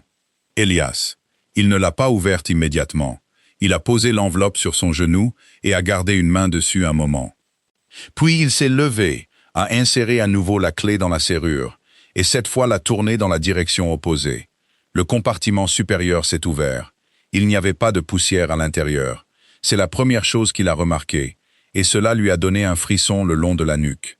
Le compartiment inférieur, sous un seau qui était censé être resté fermé pendant 11 ans, contenait une fine pellicule de poussière qui s'était déposée de l'air emprisonné à l'intérieur. Le compartiment supérieur était propre. À l'intérieur se trouvait un mince dossier dans une couverture en plastique translucide d'environ 15 pages. Elias l'a retiré et a dirigé la lampe de poche sur la première page. C'était une évaluation psychologique. Elle portait le nom d'une clinique de Brooklyn, le nom d'un médecin, une date d'il y a 18 mois. Et sur la ligne du patient, tapé clairement à la machine, se trouvaient 2 mots. Maren Cole. Il a tourné la page. La troisième page contenait le diagnostic. Claustrophobie sévère déclenchée par un événement de deuil dans l'enfance. La 5e page listait les situations déclenchantes documentées, décrites par la patiente. Et à côté du deuxième élément, quelqu'un avait marqué la marge au crayon avec une fine ligne verticale et stable. Une cabine d'ascenseur s'arrêtant brusquement dans des conditions d'éclairage inadéquats. Elias est resté immobile sous terre, le dossier dans une main et la lettre de son père dans l'autre. Et dans son esprit, les 2 pièces se sont emboîtées en une seule forme. Quelqu'un était descendu là, pas il y a 11 ans. Récemment, cette personne possédait la clé avant que Marie ne la prenne du tiroir. Cette personne avait ouvert le compartiment supérieur pour cacher le dossier documentant sa peur. La peur exacte que quelqu'un avait utilisée comme arme contre elle la veille. Et avant de faire cela, la personne avait ouvert le compartiment inférieur. Elias a éclairé à nouveau le plombage qu'il venait de couper et a examiné la jointure de plus près. Le fil avait été sectionné une fois auparavant, puis rescellé avec un tampon presque identique. Presque, mais mal aligné d'environ 1/2 millimètre le long du bord extérieur. Quelqu'un avait lu la lettre de son père avant lui. Elias a remonté les 3 objets du sous-sol et les a placés sur la table en bois sous l'unique ampoule suspendue. Morena a regardé le dossier dans la couverture en plastique translucide posée sur le dessus, a lu son propre nom sur la première ligne et n'a rien dit. Elle s'est simplement assise, les 2 mains posées sur ses genoux. Et dans ce silence, Elias a compris que certaines choses ne nécessitaient aucun commentaire. Elles avaient seulement besoin d'être vues. Il a ouvert la lettre de son père en premier. L'enveloppe n'avait pas été scellée. Son rabat avait seulement été replié à l'intérieur. Il y avait 2 pages manuscrites, datées du 14 septembre, 11 ans plus tôt, 2 mois avant la mort de Salvatore Ferraro. « Fils, si tu lis ces mots, c'est que je n'ai pas eu le courage de les dire, alors que j'étais encore assis en face de toi. » Elias a dû lire cette phrase 3 fois. Dans sa mémoire, la voix de son père n'existait que comme une série de brefs commandements. « Tiens-toi droit. Écoute d'abord. Ne négocie jamais quand tu es en colère. » Il avait oublié que l'homme pouvait aussi écrire une phrase commençant par le mot « si ». Salvatore a continué lentement, sans fioriture, dans le langage d'un homme se disant la vérité. Il a écrit que ce qu'il avait construit en 40 ans était devenu quelque chose qu'il ne reconnaissait plus. Qu'au début, il n'y avait eu que quelques faveurs, un petit prêt, une affaire réglée discrètement. Et chaque fois, il y avait eu une raison qui semblait acceptable. Qu'avec le temps, plus de gens lui devaient qu'il ne pouvait s'en souvenir par leur nom. Et le nombre de personnes à qui il devait était quelque chose qu'il n'osait pas compter. Qu'il y avait un mot qu'il avait utilisé trop de fois dans sa vie pour se pardonner, et ce mot était nécessaire. Il a écrit qu'il avait passé de nombreuses nuits éveillées et avait compris que s'il mourait sans rien laisser par écrit, alors ce qu'il laisserait à son fils ne serait pas un héritage, mais une chaîne. Il voulait qu'Elias garde la partie légitime, le port, les opérations logistiques, l'immobilier, les choses qui avaient des registres, payaient des impôts et pouvaient se tenir droites sous la lumière. Et il voulait qu'Elias mette fin à tout le reste. Pas le réduire, pas le transférer, y mettre fin. Il a écrit qu'il savait que le garçon ne pourrait pas le faire seul car il n'avait que 23 ans. Et il y aurait 10 hommes autour de lui disant qu'un tel choix était un suicide. Alors Salvatore avait parlé au seul homme en qui il avait confiance pour se tenir aux côtés de son fils après sa mort. Il avait demandé à Gideon Marchetti d'aider Elias à le faire. Elias a baissé la page. Il est resté immobile pendant un très long moment. Dehors, une corne de navire s'est fait entendre une fois de plus, s'étirant dans l'air avant de s'estomper. Et le seul son qui restait à l'intérieur de l'entrepôt était le faible bourdonnement électrique de l'ampoule au-dessus d'eux. 11 ans, a-t-il dit. Pendant 11 ans, il s'est assis en face de moi chaque lundi matin et m'a dit le contraire. Marin n'a offert aucun réconfort. Elle a seulement poussé le registre marron vers lui. Lisez ça. Le registre de Walter Bishop ne ressemblait à rien de ce qu'Elias avait jamais lu. Il n'y avait pas d'explication. Seulement des dates, des numéros de compte, des montants et des abréviations privées que l'écrivain avait créées pour lui-même. Mais après suffisamment de pages, un schéma est apparu. Et ce schéma était si clair que personne n'avait besoin de l'expliquer. À partir de février de cette année-là, de l'argent était sorti de 3 fonds familiaux internes par le même mécanisme. Chaque fois, un montant modéré. Chaque fois, acheminé par une étape d'approbation intermédiaire que seule une personne avait l'autorité de signer. Walter Bishop avait enregistré chaque transaction, l'avait rapproché, additionné, et à la fin de chaque mois, il avait écrit le total dans une encre de couleurs différentes. À la page 21, le total cumulé s'élevait à 1 400 000 $, le montant exact que les gens prétendaient depuis 15 ans qu'il avait volé. Il ne l'a pas pris, a dit Marin. Il l'a compté. Elias a continué à tourner les pages. Les 3 dernières étaient complètement différentes. L'écriture n'était plus régulière. Elle était plus espacée, écrite plus rapidement. Et pour la première fois dans tout le registre, il y avait des phrases complètes. 19 octobre. Présenter le dossier complet à SF. Il est resté silencieux un long moment, puis m'a dit de tout lui laisser et de ne parler à personne. 23 octobre. SF m'a rappelé. Il m'a demandé si j'étais certain. Je lui ai dit que oui. Il m'a demandé si j'avais fait d'autres copies. J'ai dit non. 30 octobre. JM m'a posé des questions sur les 3 fonds aujourd'hui. Il a demandé nonchalamment, comme s'il parlait du temps qu'il faisait. J'ai répondu tout aussi nonchalamment. Mais s'il sait. 3 semaines. 3 semaines entre le jour où Walter Bishop a placé le dossier sur le bureau de Salvatore Ferraro et le jour où son corps a été retrouvé sous le port. Elias est passé à la dernière page. Il n'y avait qu'une seule ligne, écrite à la hâte. Les lettres penchaient brusquement d'un côté, l'encre plus foncée comme si l'écrivain avait appuyé trop fort sur le stylo. Le garçon m'a vu partir par la porte. Il ne sait pas ce qu'il voyait. Elias a lu la ligne, puis il l'a relue. Quelque chose dans sa poitrine a coulé très lentement, comme une corde glissant des mains de quelqu'un. Le garçon, il a levé les yeux vers Marin, et elle le regardait. Et il a compris immédiatement qu'elle avait lu cette ligne avant lui, peut-être des semaines plus tôt. Peut-être la nuit où elle était assise seule, avec des photos des pages du registre affichées sur son écran d'ordinateur. Vous savez à qui cette ligne fait référence? Oui, a-t-elle dit. Depuis quand? Depuis la nuit du 19 mai. Elias a posé le registre sur la table. Sa main reposait sur le bois, et pour la première fois en 11 ans, il a vu qu'elle n'était pas entièrement stable. Cet automne-là, il avait 19 ans. Cet automne-là, Elias n'avait que 19 ans. Bien avant que des empires ne soient construits ou que des vérités ne soient enterrées. Pourtant, le souvenir de ce jour est resté intact, jusqu'au détail le plus insensé. Le genre de souvenir que les gens ne gardent que des après-midi dont ils ne comprenaient pas encore l'importance. Le bureau de son père était au 3e étage. Ses fenêtres donnaient sur le toit en tôle de l'entrepôt. Et comme il avait plu cet après-midi-là, les lumières étaient allumées depuis 3 heures. Salvatore Ferraro était assis derrière son bureau en chemise sans cravate. Ses manches retroussées. Et son visage portait une expression qu'Elias n'apprendrait à nommer que bien plus tard comme de l'épuisement. Pas l'épuisement d'un homme qui n'avait pas dormi. C'était l'épuisement de quelqu'un qui était resté assis trop longtemps avec un problème où chaque choix possible était mauvais. Gideon Marchetti se tenait à gauche du bureau. 51 ans à l'époque, ses cheveux encore noirs aux tempes, et il a posé une main sur l'épaule d'Elias quand le garçon est entré. La main était lourde et chaude, et le jeune Elias de 19 ans s'était redressé sous elle, ressentant une vague de fierté stupide qui le hantrait pendant les 15 années suivantes. « Assieds-toi » a dit Salvatore. Elias s'est assis. « Ton père veut te demander quelque chose » a dit Gideon. « Rien de grave.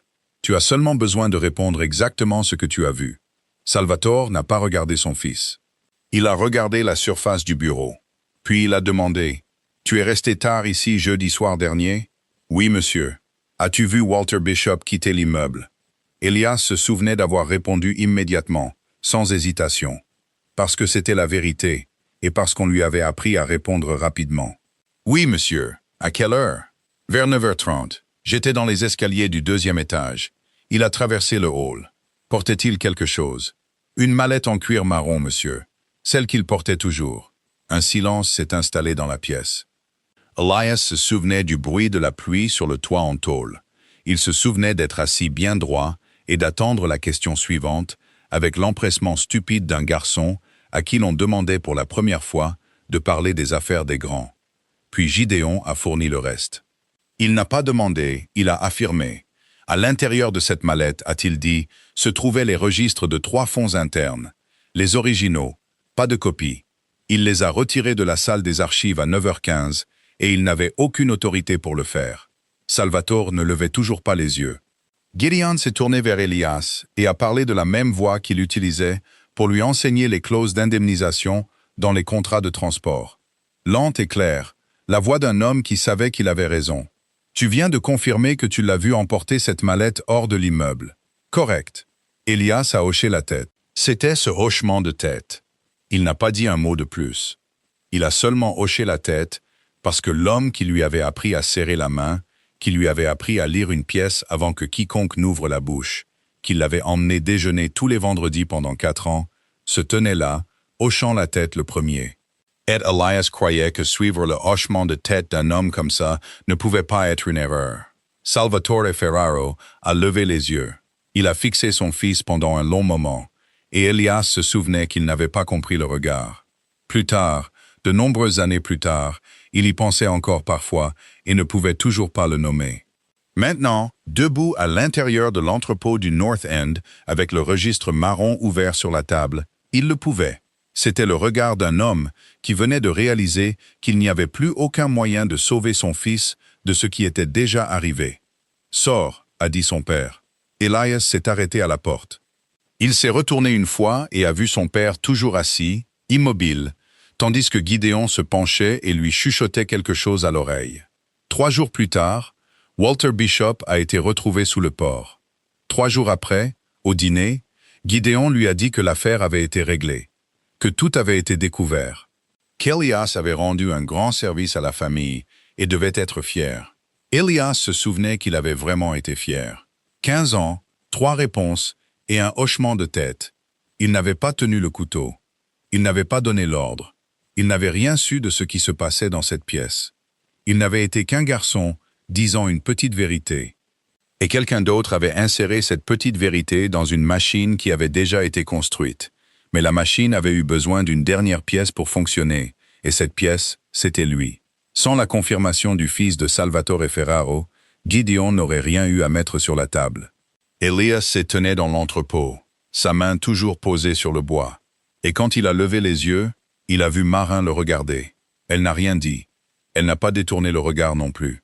Et à ce moment-là, tout dans son esprit s'est mis en place dans sa forme finale. La forme qu'il aurait dû reconnaître dès l'instant où elle a prononcé le nom de son père au milieu de cet entrepôt. Elle savait. Elle ne venait pas de l'apprendre. Elle ne l'avait pas découvert en lisant à côté de lui.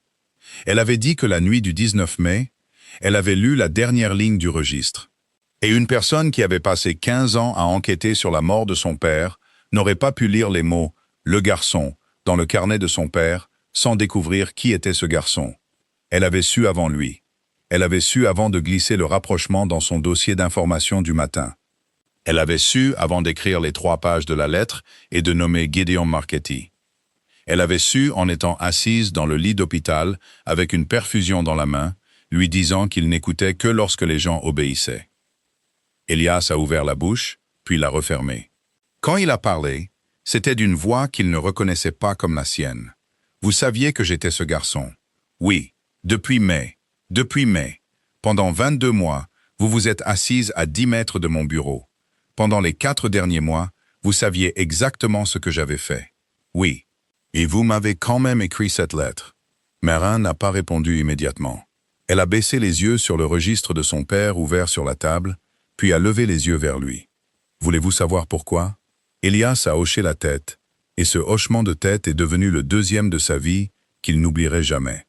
Elle n'a pas eu le temps de répondre quand les gonds ont fait un bruit.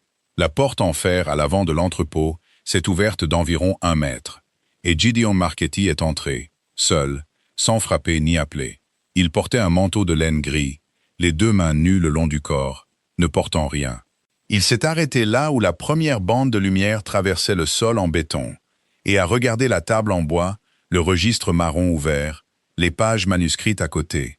Pendant peut-être une seconde, quelque chose a changé sur son visage, puis est redevenu plat. « Alors, vous l'avez trouvé », a-t-il dit. Elias n'a pas répondu. Marine s'est levée de sa chaise, et en se levant, sa main a effleuré le téléphone d'Elias, posé sur la caisse en bois à côté de la table. Un doigt, un contact. L'écran s'est allumé et s'est éteint à nouveau. Et aucun des 2 hommes n'a regardé dans cette direction. « Comment êtes-vous entré ici ?» a dit Elias. « De la même manière que j'entre depuis 11 ans, a dit Gideon. Votre père m'a donné une clé en 1994. Vous n'avez jamais demandé qui d'autre avait encore une clé de cet entrepôt, parce que vous n'avez jamais pensé que cela importait. Il a fait 3 pas de plus et s'est arrêté, gardant juste assez de distance pour que cela ne puisse être qualifié d'approche. Il n'a rien nié. Cela a glacé Elias plus que toute autre chose. Pas une seule fois Gideon n'a fait semblant d'être surpris. Pas une seule fois il n'a demandé de quoi Elias parlait. Pas une seule fois il n'a essayé de construire une autre version de l'histoire. Il a seulement regardé le registre et a parlé de la voix d'un homme continuant une conversation qui avait été interrompue il y a longtemps. Vous avez lu sa lettre? Oui. Savez-vous quand il l'a écrite? En septembre. Il l'a écrite après avoir passé 3 semaines à l'hôpital, a dit Gideon. Vous ne le saviez pas parce qu'il m'a interdit de vous le dire. Il a perdu 24 livres en 2 mois. Il a vu sa propre mort arriver et il a eu peur. Les gens écrivent des choses étranges quand ils ont peur. Elias, votre père était l'homme le plus fort que j'ai connu en 30 ans. Et pendant ces 8 dernières semaines, il n'était plus cet homme. Alors vous avez caché la lettre. Je l'ai retenue. Vous l'avez cachée. Je l'ai retenue, a répété Gideon sans élever la voix.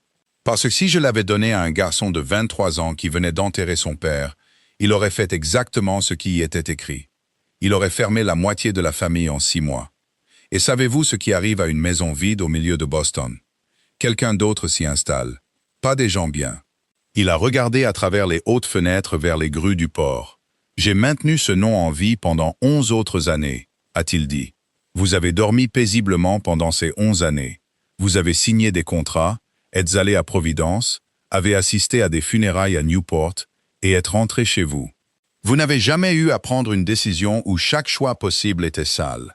J'ai pris ces décisions pour vous, une par une, et chaque fois que je l'ai fait, vous êtes devenu plus certain que le monde fonctionnait de la manière propre que vous pouviez voir depuis le 27e étage. Votre père voulait se retirer.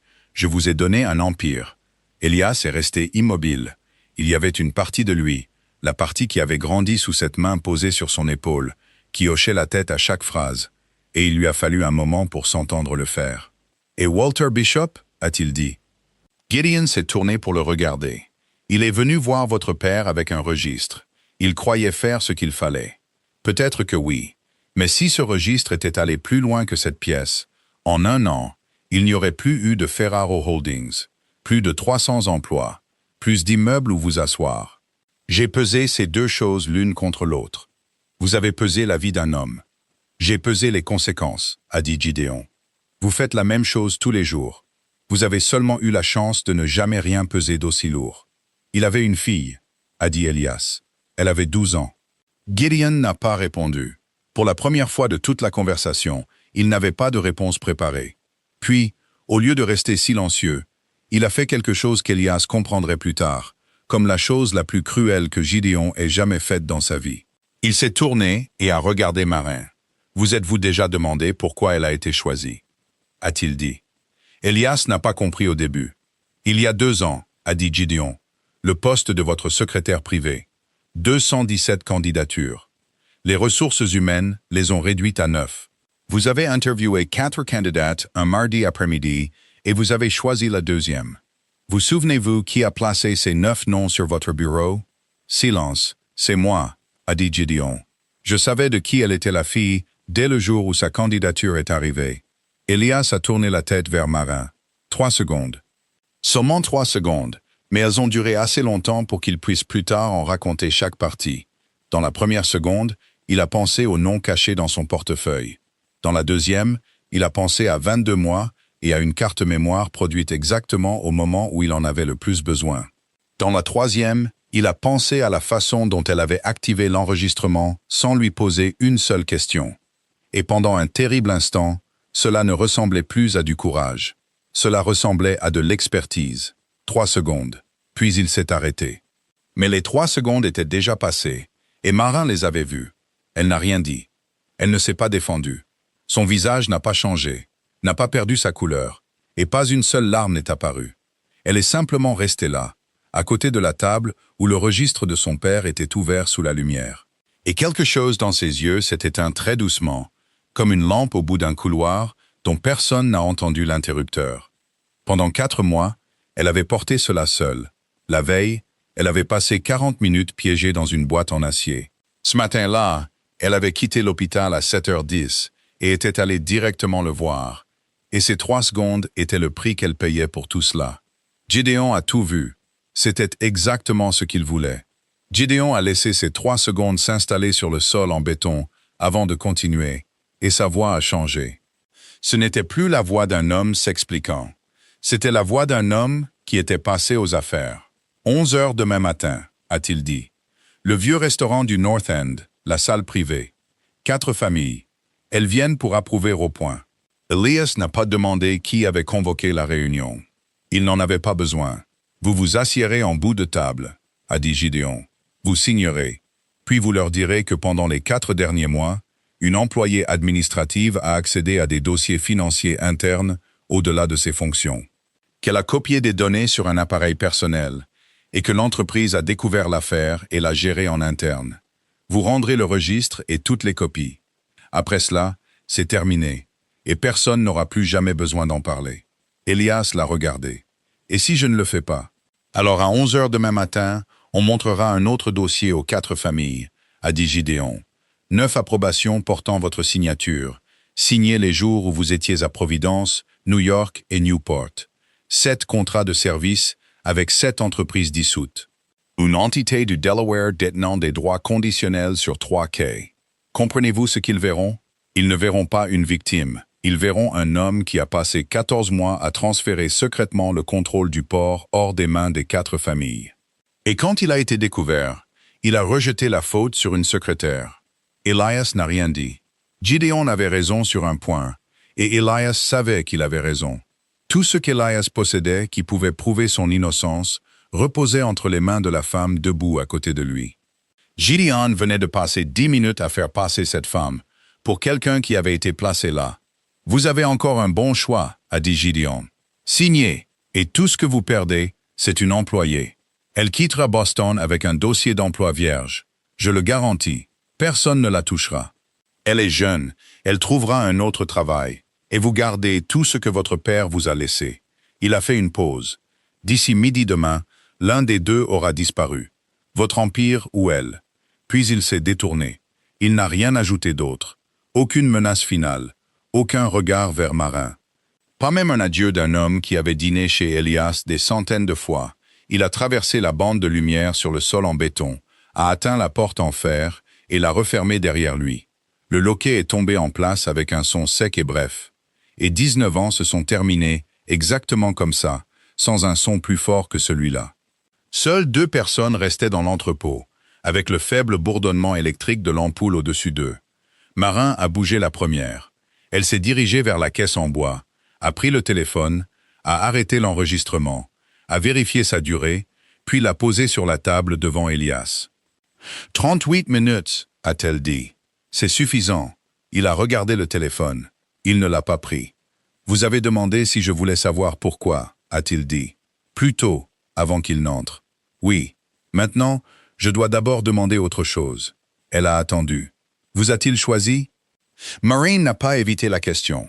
Elle n'a pas répondu rapidement pour se faire paraître innocente non plus. Elle s'est tenue à 2 pas de lui et a dit la vérité exactement de la même manière qu'elle avait dit toutes les autres vérités depuis la veille. Sans rien ajouter, rien retenir, ni se défendre. Oui, a-t-elle dit. Je ne le savais pas jusqu'à maintenant, mais je le crois parce que ça correspond. J'ai postulé pour un poste où j'aurais dû être éliminé dès la première sélection. Je n'avais aucune expérience en entreprise. J'avais travaillé comme secrétaire dans un cabinet d'avocats de 2 personnes. Personne ne me recommandait, et pourtant j'ai été appelé. Je pensais que j'avais de la chance. Pendant 2 ans, j'ai cru que j'avais de la chance. Elias n'a rien dit. Il m'a placé là, a-t-elle continué, pour pouvoir me surveiller, pour savoir ce que je cherchais et combien j'avais trouvé. Il m'a payé avec votre argent pour me garder à portée de vue. Elle a levé les yeux. Et il a raison. Je suis la fille de Walter Bishop. Je suis venu ici pour creuser ce qui est arrivé à mon père. J'ai lu des dossiers de l'entreprise au-delà des limites de mon travail. Tout ce qu'il a dit sur moi est vrai. Alors quelle partie ne l'est pas? A demandé Elias. Marin l'a regardé droit dans les yeux. La partie qu'il vous a laissé compléter vous-même, a-t-elle dit. Il n'a pas dit que je travaillais pour lui. Il a seulement dit qu'il m'avait choisi. Puis il est resté là en silence pendant 3 secondes et vous a laissé écrire le reste dans votre propre tête. C'est ce qu'il fait de mieux. Vous le savez, il vous a appris à lire une pièce avant que quiconque n'ouvre la bouche. C'est la même technique, sauf que cette fois, vous étiez assis de l'autre côté. Elias n'a pas pu répondre. Elle a pris son sac à main, et quand elle a prononcé ces derniers mots, il n'y avait aucune colère dans sa voix, aucune supplication, rien qui n'exigeait quoi que ce soit de lui. Oui, il m'a choisi, a-t-elle dit, et je suis quand même venu. J'ai quand même écrit ces 3 pages. Je vous ai quand même donné la carte mémoire alors que j'aurais pu la sortir de cette ville. Les 2 choses sont vraies en même temps, Monsieur Ferraro. Personne ne peut les séparer pour vous. Vous devez décider par vous-même ce que cela signifie. Elle s'est dirigée vers la porte. À mi-chemin de l'entrepôt, elle s'est arrêtée sans se retourner.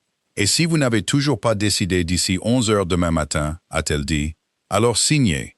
Je le pense vraiment. J'ai vécu pendant 15 ans avec un nom que d'autres ont traîné dans la boue. Je peux vivre avec plus longtemps. Puis elle est sortie, et la porte en fer s'est refermée pour la 2e fois ce matin-là.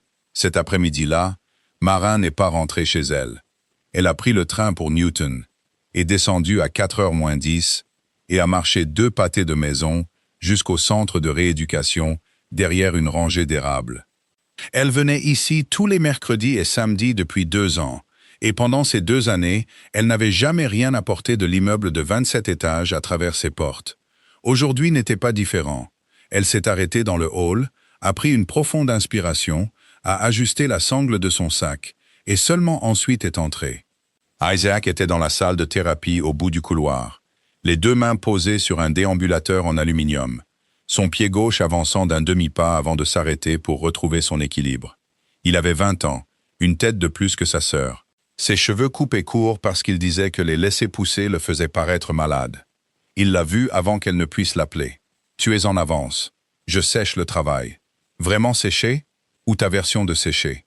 Elle a posé son sac sur la chaise, vraiment séché. Isaac l'a regardé de haut en bas, puis a éclaté de rire. « Cette tenue, a-t-il dit, tu ressembles à l'avocate des méchants. Le genre qui se lève dans un film et dit « Mon client n'a rien de plus à ajouter ». Marin s'est assise et a ri. Et c'était la première fois en 36 heures qu'elle riait vraiment. « Je vais travailler, pas auditionner pour un film. » Je dis que tu as le physique de l'emploi. C'est un compliment. La thérapeute qui passait lui a dit que Isaac avait complété 3 séries consécutives sans s'arrêter cette semaine, alors que le mois précédent, il n'en avait réussi que 2. Marin a hoché la tête et a dit « Merci ». Et elle ne s'est pas autorisée à dire autre chose car elle savait que si elle le faisait, sa voix ne tiendrait pas. Elle a sorti un récipient de pommes en tranches de son sac, puis a sorti une pomme entière et un petit couteau, car il préférait toujours la regarder en peler une plutôt que de manger le fruit déjà préparé. Il s'est appuyé contre le déambulateur, reprenant son souffle, et a dit « Tu as regardé le match hier soir ?»« Non. »« Alors ne le cherche pas en ligne. » S'appuyant d'une main, il a sorti son téléphone de sa poche, a ouvert un clip de la fin du match et a tourné l'écran vers elle. Frère et sœur ont penché la tête sur l'écran de 6 pouces dans la salle de thérapie vide et ont regardé à nouveau la 9e manche, tandis qu'Isaac commentait chaque action comme s'il était assis dans les gradins derrière le marbre. Il a dit qu'ils auraient perdu sur le dernier lancer si le receveur avait changé de main. Elle lui a dit qu'elle ne comprenait rien. Il a dit qu'elle n'avait jamais compris, qu'elle faisait seulement semblant de hocher la tête. Et elle a dit « Exactement, je fais semblant depuis 20 ans, et tu ne le découvres que maintenant. » Il a ri si fort qu'il a dû se rattraper au déambulateur. Puis il a levé les yeux et a dit soudainement, de la voix ordinaire utilisée lorsqu'ils étaient sur le point de tenter quelque chose d'énorme. « Éloigne le déambulateur de moi, Isaac. » La thérapeute a dit « Je suis prêt à essayer. Demande-lui. » Marin a demandé. La thérapeute a hoché la tête et s'est placée à un pas à sa gauche. Marin a poussé le déambulateur en aluminium de côté. Et Isaac s'est tenu là, les 2 mains ne tenant rien, ses épaules tremblant légèrement sous l'effort de se maintenir debout. Il est resté debout pendant 3 secondes, puis il a fait un pas. 1 pas, 2 pas. Il a traversé toute la longueur de la pièce lentement, son pied droit traînant légèrement sur la dernière foulée. Et quand il a atteint le mur opposé, il s'est retourné, a levé les 2 mains au-dessus de sa tête comme un athlète qui venait de marquer, et a crié « Avocate des méchants !» Mettez ça au procès-verbal. Marin s'est levé et a applaudi, et elle ne pouvait plus le cacher. Ses yeux étaient humides, mais elle souriait. Et il a pointé son visage du doigt et a crié « Tu pleures, tu pleures !» Et elle a dit « Je ne pleure pas, cette pièce est poussiéreuse. » Et ils ont tous les 2 ri dans la salle de thérapie, tandis que la lumière du soleil de l'après-midi filtrait à travers les hautes fenêtres. Elle est restée jusqu'à 7 heures. Avant de partir, il lui a dit que la semaine suivante, il ferait 2 tours comme ça. Et elle a dit « D'accord, j'apporterai l'appareil photo. » À 9 heures ce soir-là, Marin est arrivé à son appartement à Dorchester. Elle n'a pas allumé la lumière du salon, seulement la lampe de bureau. Elle s'est assise, a ouvert son ordinateur et a fait ce qu'elle avait l'intention de faire depuis l'après-midi, mais qu'elle ne s'était pas autorisée à faire tant qu'elle était encore au centre. Elle a ouvert toutes les factures du traitement d'Isaac des 2 dernières années. Elle payait les frais médicaux de son jeune frère depuis la mort de leur mère. Elle connaissait le montant. Elle savait qu'il dépassait de loin ce que gagnait une secrétaire. Et pendant 2 ans, elle se l'était expliqué comme un programme d'aide de l'État qu'un responsable financier du centre avait mentionné une fois. Un acronyme qu'elle n'avait jamais examiné de près, car elle avait peur que si elle le faisait, elle découvrirait qu'il n'était pas éligible. Ce soir-là, elle a vérifié. Elle a rapproché chaque mois. Le montant qu'elle avait payé apparaissait dans la colonne de gauche, stable et régulier, consommant presque tout son salaire chaque mois. La colonne de droite montrait la partie payée par un tiers. 2 tiers pendant 2 années complètes. Ce n'était pas un programme de l'État. Il n'y avait pas de code d'aide publique. Il y avait seulement un numéro de compte d'expéditeur et le même code de référence répété sur 23 transferts. Elle a ouvert une fenêtre de recherche, a collé le numéro et est restée à regarder l'écran tourner. Elle avait cherché des milliers de numéros comme celui-ci au cours des 4 derniers mois, pour des entreprises au nom contenant Atlantique et portuaire. Elle s'était habituée à attendre. Le résultat est apparu. Le titulaire du compte n'était pas une entité commerciale. C'était un particulier, Gideon Marchetti, Marin n'a pas bougé. La lampe de bureau a fait un faible bruit alors que l'ampoule chauffait. Dehors, un bus s'est arrêté au coin de la rue, puis a continué sa route. Elle est restée assise là pendant un long moment, les mains toujours posées sur le clavier. Et dans son esprit, les 2 dernières années ont commencé à s'organiser dans un ordre différent. Chaque fois qu'elle s'était tenue à la réception du centre et que quelqu'un lui avait dit que le solde restant avait été pris en charge par l'autre partie. Chaque après-midi où elle s'était assise dans la salle de thérapie à regarder son frère s'entraîner à se tenir debout. Chaque pas qu'il avait fait ce jour-là, 3 séries sans s'arrêter. Le déambulateur en aluminium, la thérapeute se tenant à un pas à sa gauche. Tout cela avait été payé par l'homme qui s'était tenu dans l'entrepôt ce matin-là et avait dit qu'il avait pesé la vie d'un homme contre les conséquences. Pendant 2 ans, elle avait maintenu son frère debout avec l'argent de l'homme qui avait scellé l'histoire de la mort de leur père. Elle a fermé l'ordinateur portable. Puis elle est restée assise seule, dans l'obscurité de l'appartement. Et pour la première fois depuis la nuit dans l'ascenseur, elle a laissé ses mains trembler. Le message est arrivé à 11 heures ce soir-là d'un numéro non enregistré, l'accord original du Delaware signé par les 2 parties. Dépôt de conteneur Conley, rangée U. Conteneur numéro 41, porte laissée ouverte, 1 heure du matin. Venez seul. En dessous, il y avait une autre ligne, plus courte que la première. Je ne fais pas ça pour vous. Je le fais parce que d'ici midi demain, je ne veux pas que mon nom soit à côté du sien. C.D. Marin l'a lu 3 fois. Cormac Doyle. Elle était assise dans l'appartement sombre, une main posée sur le clavier, et elle a compris exactement ce qu'elle regardait. Un homme venait de réaliser que le navire coulait et voulait descendre avant que quiconque ne le photographie encore debout sur le pont. Un homme comme ça était dangereux dans certaines limites et digne de confiance une seule fois, cette nuit-là. Elle a ouvert ses contacts, a hésité avec son doigt sur le nom d'Elias Ferraro, puis l'a baissé. S'il l'accompagnait, alors d'ici midi demain, on dirait aux 4 familles qu'Elias Ferraro avait secrètement rencontré Cormac Doyle dans un dépôt de conteneurs à 1 heure du matin. Et aucune explication au monde ne pourrait le sauver de cette histoire. Si elle y allait seule et que quelque chose arrivait, alors la seule chose perdue serait une secrétaire. Elle avait calculé cette équation de nombreuses fois au cours des 4 derniers mois. Et il y avait une autre raison qu'elle n'avait dite à personne. Le registre appartenait à son père. Le nom traîné dans la boue pendant 15 ans était le nom de son père. Elle ne voulait pas que quelqu'un d'autre paye le prix pour quelque chose qui appartenait à sa famille. Elle a pris un taxi jusqu'à 3 pâtés de maison du dépôt et a marché le reste du chemin. À 1h moins 10, le vent soufflant de la baie était plus froid qu'elle ne l'avait prévu pour une nuit de juillet. La rangée E se trouvait à l'extrémité du dépôt. Des conteneurs en acier empilés sur 2 niveaux, peints en rouge et bleu. Leurs numéros blancs estampillés étaient délavés par le temps. Le conteneur 41 était au niveau inférieur. Sa porte était ouverte d'environ la largeur d'une main. Il n'y avait personne. Elle est restée à écouter pendant 2 minutes. Il n'y avait que le vent et le bruit d'un câble lâche frappant un poteau d'éclairage lointain. Elle a allumé la lampe de poche de son téléphone et est entrée. Le conteneur était vide, avec un sol en acier et une odeur de rouille et de peinture. Au centre, posée sur une caisse en bois renversé, se trouvait une épaisse enveloppe de documents. Elle l'a ouverte immédiatement. L'accord original établissant Atlantic Birth Management, 19 pages, avec 2 signatures sur la dernière page. L'une appartenait à Cormac Doyle, l'autre appartenait à Gideon Marchetti. Manuscrite.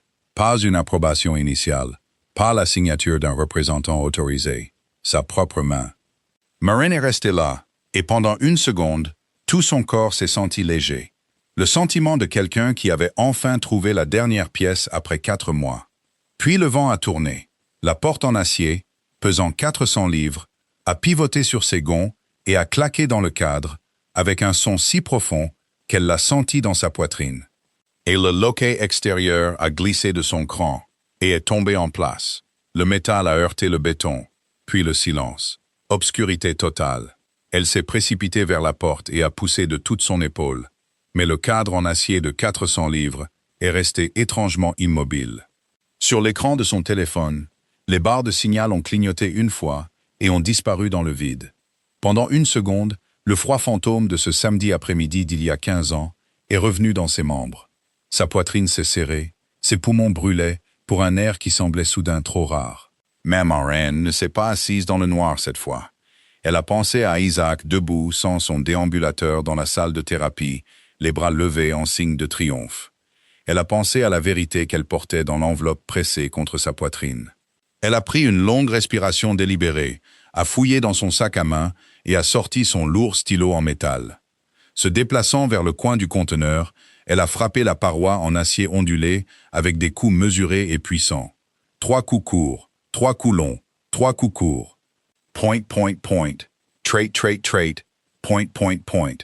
L'écho métallique aigu a traversé l'obscurité creuse, se répercutant dans le dépôt silencieux à l'extérieur. Elle ne comptait plus les chiffres pour survivre dans le noir. Elle martelait la paroi d'acier pour commander son propre destin. Transformant 15 ans de peur silencieuse en un signal stable et résonnant, jusqu'à ce que des phares balayent enfin les portes rouges du conteneur.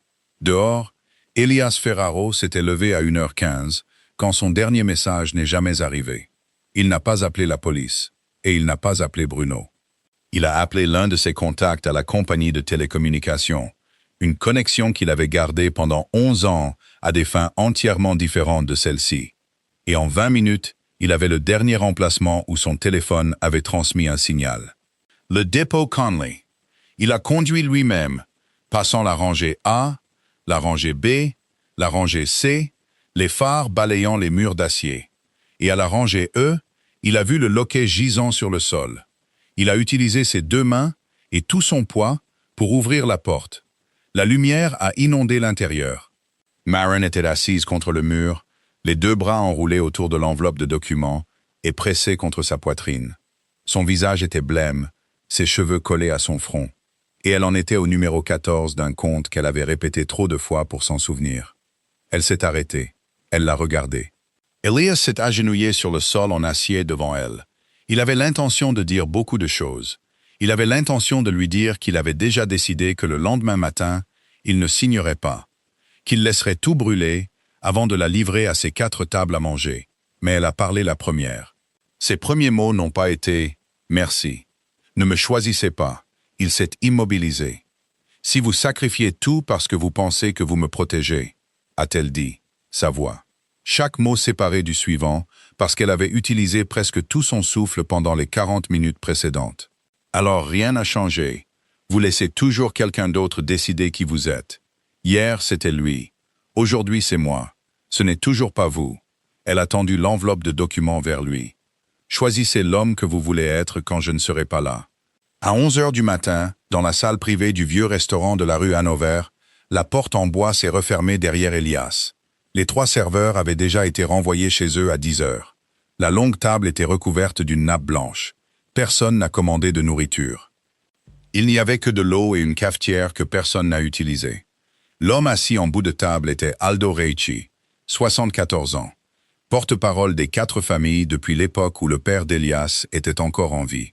Un homme qui parlait très peu et n'avait jamais eu besoin d'élever la voix. Les 3 autres hommes étaient assis de chaque côté. Gideon Marchetti était assis à la droite d'Aldo Reichi, dans la même chaise qu'il avait occupée à chaque réunion de ce type depuis 11 ans. Et quand Elias est entré, il n'a pas levé les yeux. Reichi a montré la chaise à l'autre bout de la table. Elias s'est assis, a posé une mallette en cuir sur le sol à côté de son pied, et l'a laissé fermer. « Nous savons pourquoi nous sommes ici », a dit Reichi. Repoint. « Vous avez reporté la signature hier. » « Oui. Aujourd'hui, il n'y aura pas de report. » L'homme de gauche a poussé le contrat le long de la table. Il a glissé sur la nappe blanche et s'est arrêté devant Elias, déjà ouvert à la page de signature. Un stylo reposait dessus. Gideon a parlé pour la première fois, sa voix calme, la voix d'un homme présentant une affaire administrative. « Avant qu'il ne signe, je dois vous informer d'un problème interne. Au cours des 4 derniers mois, une employée administrative de Ferraro Holdings a accédé à des dossiers financiers au-delà de ses fonctions. Nous l'avons découvert. Elias le confirmera, puis nous clôturerons l'affaire. » Reichi a regardé Elias. « Le confirmez-vous » Elias a pris le stylo. Il a vu les épaules de Gideon s'abaisser très légèrement, à peine 1 centimètre. Quelque chose que personne à table n'a remarqué, sauf l'homme qui s'était assis à côté de lui pendant 19 ans et avait appris de lui à lire une pièce. Puis Elias a baissé le stylo et a tracé une longue ligne diagonale du coin supérieur gauche de la page de signature au coin inférieur droit. Le son du stylo grattant le papier était clairement audible dans la pièce. « Repoint est annulé », a-t-il dit. Le silence a suivi. L'expression de Riachi n'a pas changé. Quelque part au milieu de la table, quelqu'un a posé un verre. « Qu'est-ce que tu viens de faire ?» a dit Gideon. Elias ne lui a pas répondu. Il a posé son téléphone sur la nappe blanche, l'a poussé vers le centre de la table et a appuyé sur lecture. La voix de Gideon Marchetti a rempli la pièce, claire, sans parasite. La même voix qu'il avait toujours utilisée pour expliquer les clauses d'indemnisation. J'ai maintenu ce nom en vie pendant 11 autres années. Puis il est venu voir votre père avec un registre. Puis d'ici midi demain, l'un des deux aura disparu. Votre empire ou elle. Elias a laissé l'enregistrement jouer pendant les 4 minutes complètes sans interruption. Gideon a essayé de parler 2 fois, et les 2 fois, Richie a levé 2 doigts de la table, et il s'est tu.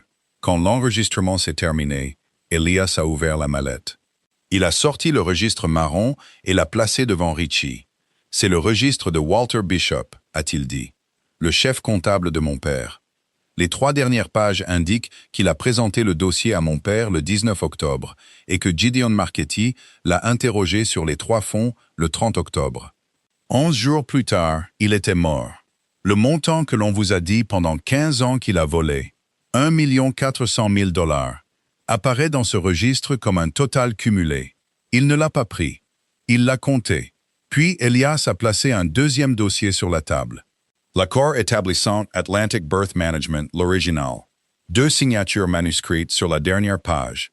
Cormac Doyle et Gideon Marchetti. Cette entité détient des droits conditionnels sur 3 de mes quais. Il a dit qu'il ne fallait qu'une seule signature pour les activer. Cette signature est la mienne, et elle apparaît à la page 110 du contrat poussé sur cette table il y a 10 minutes.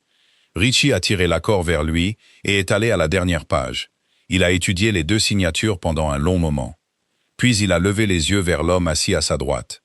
Gideon n'a pas évité le regard. Il n'a pas parlé non plus. Elias a sorti le dernier élément de la mallette, une lettre manuscrite, 2 pages. Ses bords jaunis par le temps. Il l'a posée sur la nappe blanche et ne l'a poussée vers personne. Une lettre de mon père, a-t-il dit. Datée de septembre, il y a 11 ans.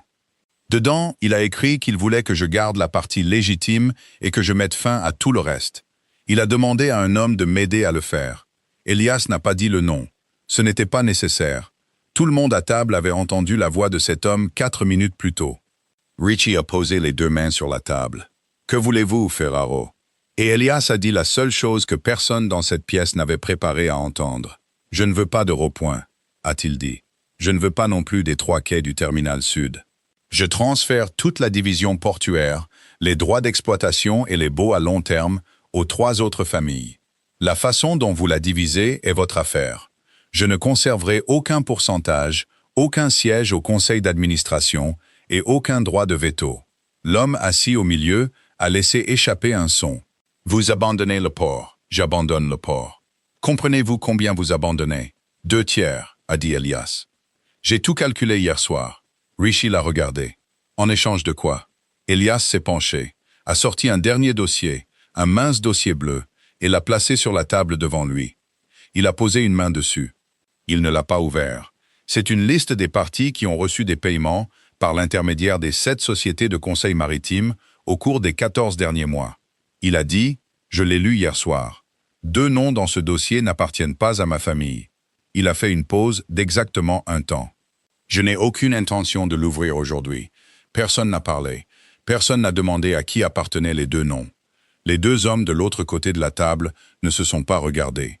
Et le fait qu'ils ne se soient pas regardés était la réponse la plus claire donnée de toute la matinée. Aucune menace n'a été prononcée. Aucune n'était nécessaire. Dans des pièces comme celle-ci, la chose la plus puissante qu'un homme pouvait placer sur une table était un dossier fermé et une main posée tranquillement dessus. « Je garde la partie légitime », a dit Elias. « La logistique, l'immobilier, la société holding. Tout ce qui a des registres, des impôts et un audit indépendant à partir du trimestre prochain. À partir d'aujourd'hui, la famille Ferraro ne participera plus à aucune affaire appartenant aux 4 familles. Pas de vote, pas d'action et pas d'appel. Vous voulez sortir, a dit Richie. Oui. Le vieil homme est resté immobile pendant près d'1 minute. Puis il a tiré l'accord du Delaware plus près, l'a refermé et a prononcé une seule phrase. Le port sera divisé en 3. Marchetti est une affaire de votre famille. Réglez-la vous-même. Fait. Personne n'a serré la main. Personne ne s'est levé. Elias a ramassé le registre marron et la lettre de son père, les a placés dans la mallette, a laissé le dossier bleu sur la table, toujours fermé, et s'est dirigé vers la porte. Il venait de perdre les 2/3 de tout ce que son père lui avait laissé. Et il venait d'acheter quelque chose que personne d'autre dans cette pièce n'avait jamais pu acheter de toute sa vie. Elias s'est arrêté à la porte, car derrière lui, Aldo Ricci venait de prononcer le nom de Gideon Marchetti. Cela s'est passé en moins de 2 minutes, et de la manière dont de telles choses se passaient toujours dans des pièces comme celle-là. Sans vote, sans paperasse, et sans un mot plus lourd que nécessaire. Ricci a dit qu'à partir de midi ce jour-là, M. Marchetti n'aurait plus voix au chapitre dans tout ce qui appartenait aux 4 familles. Pas de conseiller, pas d'intermédiaire, pas de présence. Il a dit que ce que M. Marchetti avait fait à la famille Ferraro était une affaire pour la famille Ferraro. Et ce qu'il avait fait par l'intermédiaire d'une entité du Delaware avec Cormac Doyle était quelque chose que les 4 familles lui demanderaient à une autre occasion. Puis il a fini de parler et s'est versé un demi-verre d'eau. Et c'était le point final, à la fin des 30 années d'un homme. Gideon s'est levé. Il n'a pas discuté. Il a boutonné un bouton de son manteau de laine. Un petit geste précis, le geste d'un homme qui maintenait l'ordre même quand il n'y avait plus rien à mettre en ordre. Il a longé la table, et quand il est passé devant Elias à la porte, il s'est arrêté. Les 2 hommes se sont fait face pour la dernière fois de leur vie. « Tu penses qu'elle t'a changé ?» a dit Gideon. Elias l'a regardé droit dans les yeux. « Non », a-t-il dit. « Elle m'a rappelé que je pouvais me changer moi-même. » Gideon a soutenu son regard un instant de plus. Quelque chose a traversé son visage très brièvement. Pas de la colère, pas du regret, mais le regard d'un constructeur étudiant son propre travail et réalisant que la structure s'était effondrée au point qu'il avait cru le plus solide. Puis il est sorti. Il n'a pas regardé en arrière. Elias ne l'a pas regardé partir. Il est sorti du restaurant à 11h52 et dans la lumière crue de la rue Hanover, avec une question toujours sans réponse dans son esprit. L'enregistrement avait fait tomber Gideon. Le registre avait restauré le nom de Walter Bishop. La cour du Delaware avait expliqué le piège.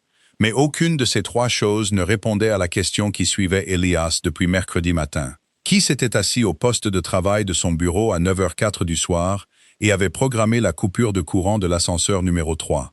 Gideon Marchetti n'était pas entré au 27e étage cette nuit-là. Elias avait fait vérifier les registres 3 fois. Gideon était à Brooklyn, dînant dans un restaurant avec des caméras de sécurité, et l'addition avait été payée à 9h20. Elias a contourné le restaurant pour se rendre au parking derrière. La voiture noire se trouvait dans le coin, à l'ombre d'un orme. Bruno Falcone était à côté de la porte arrière droite, les 2 mains jointes devant son ventre. Exactement là où il s'était tenu chaque jour pendant 6 ans. Elias s'est approché. Bruno n'a pas ouvert la porte. C'était la première chose anormale.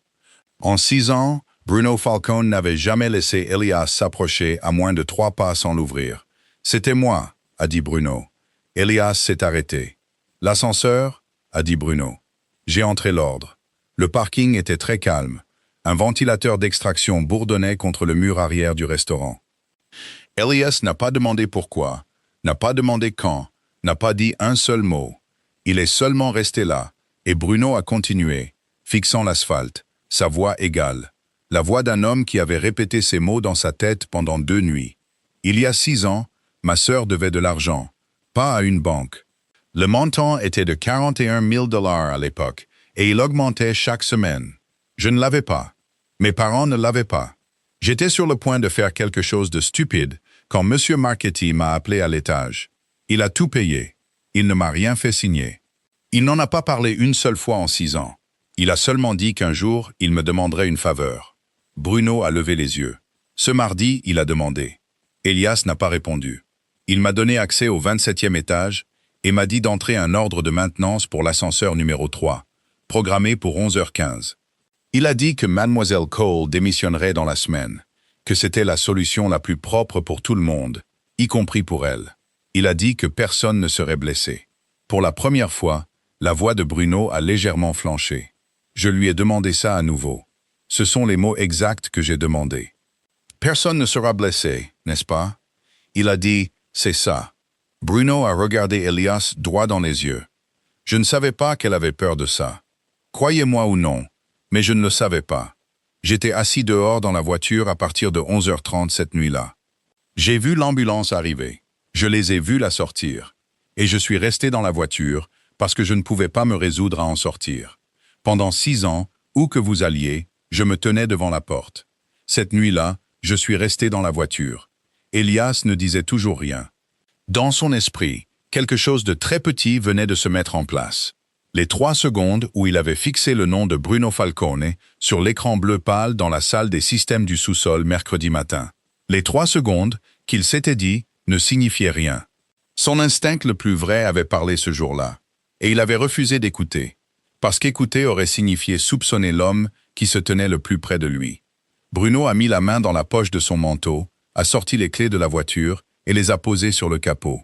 Le métal a touché le métal. « Je ne demande rien », a-t-il dit. « Je ne vous dis pas que j'ai été forcé. Il a payé la dette de ma sœur, et je l'ai accepté. Je savais qu'il y aurait un prix un jour. Je pensais seulement que le prix serait le mien. » Il a reculé de la voiture. « Mademoiselle Cole va bien? Elle va bien. Alors c'est bien. » Bruno Falcone s'est tourné et s'est dirigé vers la grille.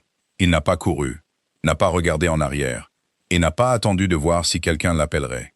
Elias a regardé jusqu'à ce que la silhouette disparaisse derrière la ligne de voiture, atteigne le trottoir et tourne à gauche.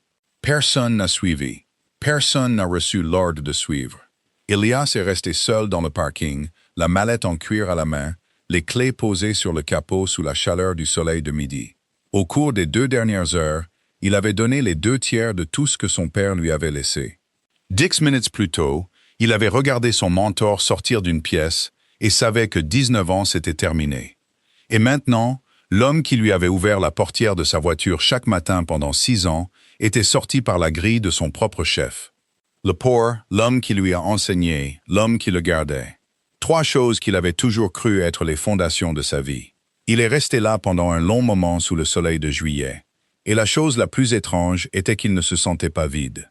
Il se sentait léger. Dans le sens le plus effrayant du mot.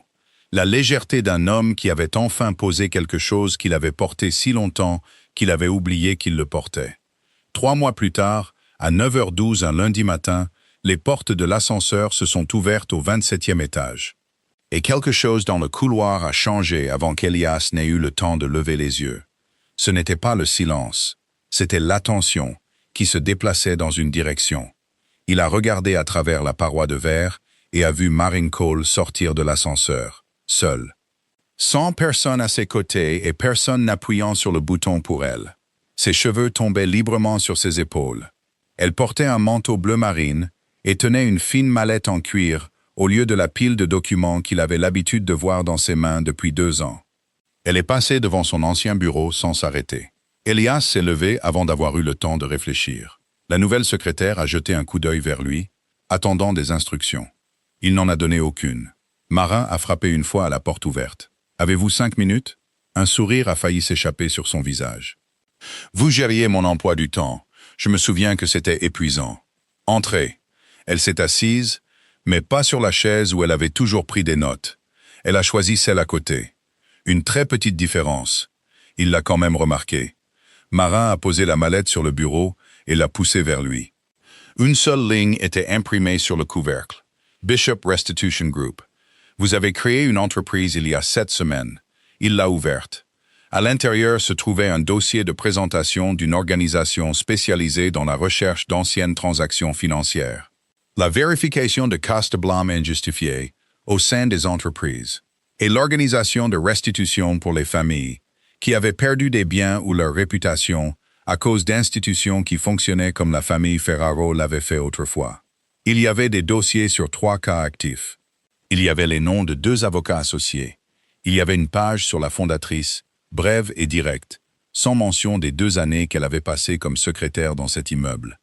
Vous êtes revenu. a-t-il dit. Marin a secoué la tête. Non, j'ai avancé. Elias a levé les yeux. Il y a une différence, a-t-elle dit. Avant, je travaillais dans votre monde. Maintenant, j'ai le mien. Il a fermé le dossier. Et vous voulez Ferraro Holdings comme client. Seulement si Ferraro Holdings accepte d'être traité comme tous les autres clients. C'est-à-dire pas de faveur, a-t-elle dit. Pas d'accès privé, pas de changement de mes conclusions parce qu'elles ne vous plaisent pas. Et si je trouve quelque chose qui ne va pas dans vos livres, je vous le dis directement, puis je le mets dans le rapport. Vous m'avez toujours parlé directement, à la fin. Cela l'a fait rire, et cette fois, elle a ri avec lui. Le son semblait inhabituel dans une pièce construite autour du silence. Que s'est-il passé avec M. Marchetti, a-t-elle demandé. L'audit indépendant est toujours en cours, a-t-il dit. Les 4 familles ne lui parlent plus. Nous sommes beaucoup plus petits qu'avant. Vous dites ça comme si vous en étiez fier. Elias a regardé par la fenêtre vers la baie gris pâle sous le matin d'octobre. Je le suis. Ferraro Holdings avait perdu le port, perdu la moitié de ses contrats, et perdu la plupart des gens qui n'étaient restés que tant que le nom de la famille leur était utile. Ce qui restait était quelque chose qu'ils pouvaient regarder directement sans se demander quelle partie avait été construite sur un mensonge. Il y a quelque chose que je veux que vous sachiez, avant que nous ne signions un accord, a-t-il dit. Le vieil bureau de mon père dans l'entrepôt du North End est en cours de rénovation pour devenir quoi? Le siège d'un fonds de restitution. Je l'ai déjà nommé. Le fonds Walter Bishop? Marin n'a rien dit pendant un moment. Elle a baissé les yeux sur le bureau, puis a levé les yeux, et quelque chose s'est allumé en eux qu'il ne pouvait pas nommer. Il aurait aimé cet entrepôt, a-t-elle dit. Il détestait les ascenseurs. Ils ont tous les deux ri, et il y avait de la place dans ce rire pour un homme qui avait attendu 15 ans pour que son nom soit restauré. Comment va-t-il? A-t-il demandé.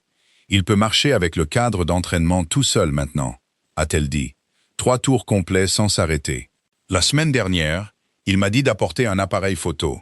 Il veut des preuves pour pouvoir me faire admettre plus tard qu'il marche plus vite que moi. Alors vous devriez l'apporter. Je l'ai déjà fait. Marin s'est levé et a tendu la main à travers le bureau. Alors, monsieur Ferraro, avons-nous un accord? Quelques mois plus tôt, il aurait entendu de la distance dans la façon dont elle s'adressait à lui. Maintenant, il entendait de l'égalité. Elias s'est levé et lui a serré la main. « Nous avons un accord, mademoiselle Cole. » Elle a atteint la porte, puis s'est arrêtée. Elias, « Oui, un café. » Pendant 1 seconde, il s'est demandé si elle parlait encore d'affaires.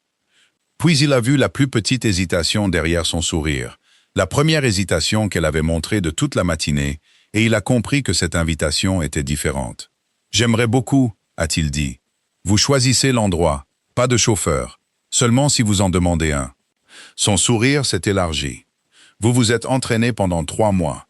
Continuez à vous entraîner. » Puis elle s'est dirigée vers l'ascenseur.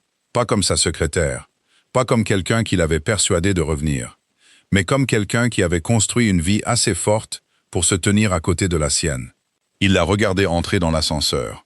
Elle s'est retournée et pendant 1 seconde, leurs regards se sont croisés à travers le couloir. Puis les portes se sont fermées. Cette fois, Elias Ferraro n'a pas eu l'impression d'avoir été laissé pour compte. Il s'est senti reconnaissant. Il avait autrefois cru que le pouvoir signifiait rendre impossible le départ des gens. Marin Cole lui avait appris quelque chose de bien plus difficile et de bien plus précieux. Le vrai pouvoir, c'était de devenir quelqu'un vers qui une autre personne était libre de choisir de revenir. Certaines vérités sont enterrées très profondément et pendant très longtemps, mais elles ne sont jamais vraiment perdues. Elles restent simplement là, attendant que quelqu'un d'assez courageux pour les découvrir. Et la mesure d'une personne n'est pas ce qu'elle possède, mais ce qu'elle est prête à abandonner pour pouvoir vivre selon sa conscience. Parfois, la personne qui change toute notre vie n'est pas la plus puissante, mais celle qui est assez courageuse pour prononcer une phrase honnête au moment exact où tout le monde a choisi le silence. Si cette histoire vous a touché, veuillez vous abonner à la chaîne, laisser un j'aime et la partager avec les personnes que vous aimez, afin que nous puissions continuer à écouter ensemble des histoires plus captivantes chaque jour. Que pensez-vous de l'histoire d'Elias et Marin? Et si vous étiez à leur place, que choisiriez-vous de conserver et que choisiriez-vous de laisser partir? Laissez vos pensées dans les commentaires ci-dessous. Nous attendons avec impatience de lire ce qui vient du plus profond de votre cœur. Que tous ceux qui regardent cette vidéo jouissent toujours d'une bonne santé, d'une vie joyeuse, de la paix et de la sérénité chaque jour. Au revoir et à bientôt dans la prochaine vidéo.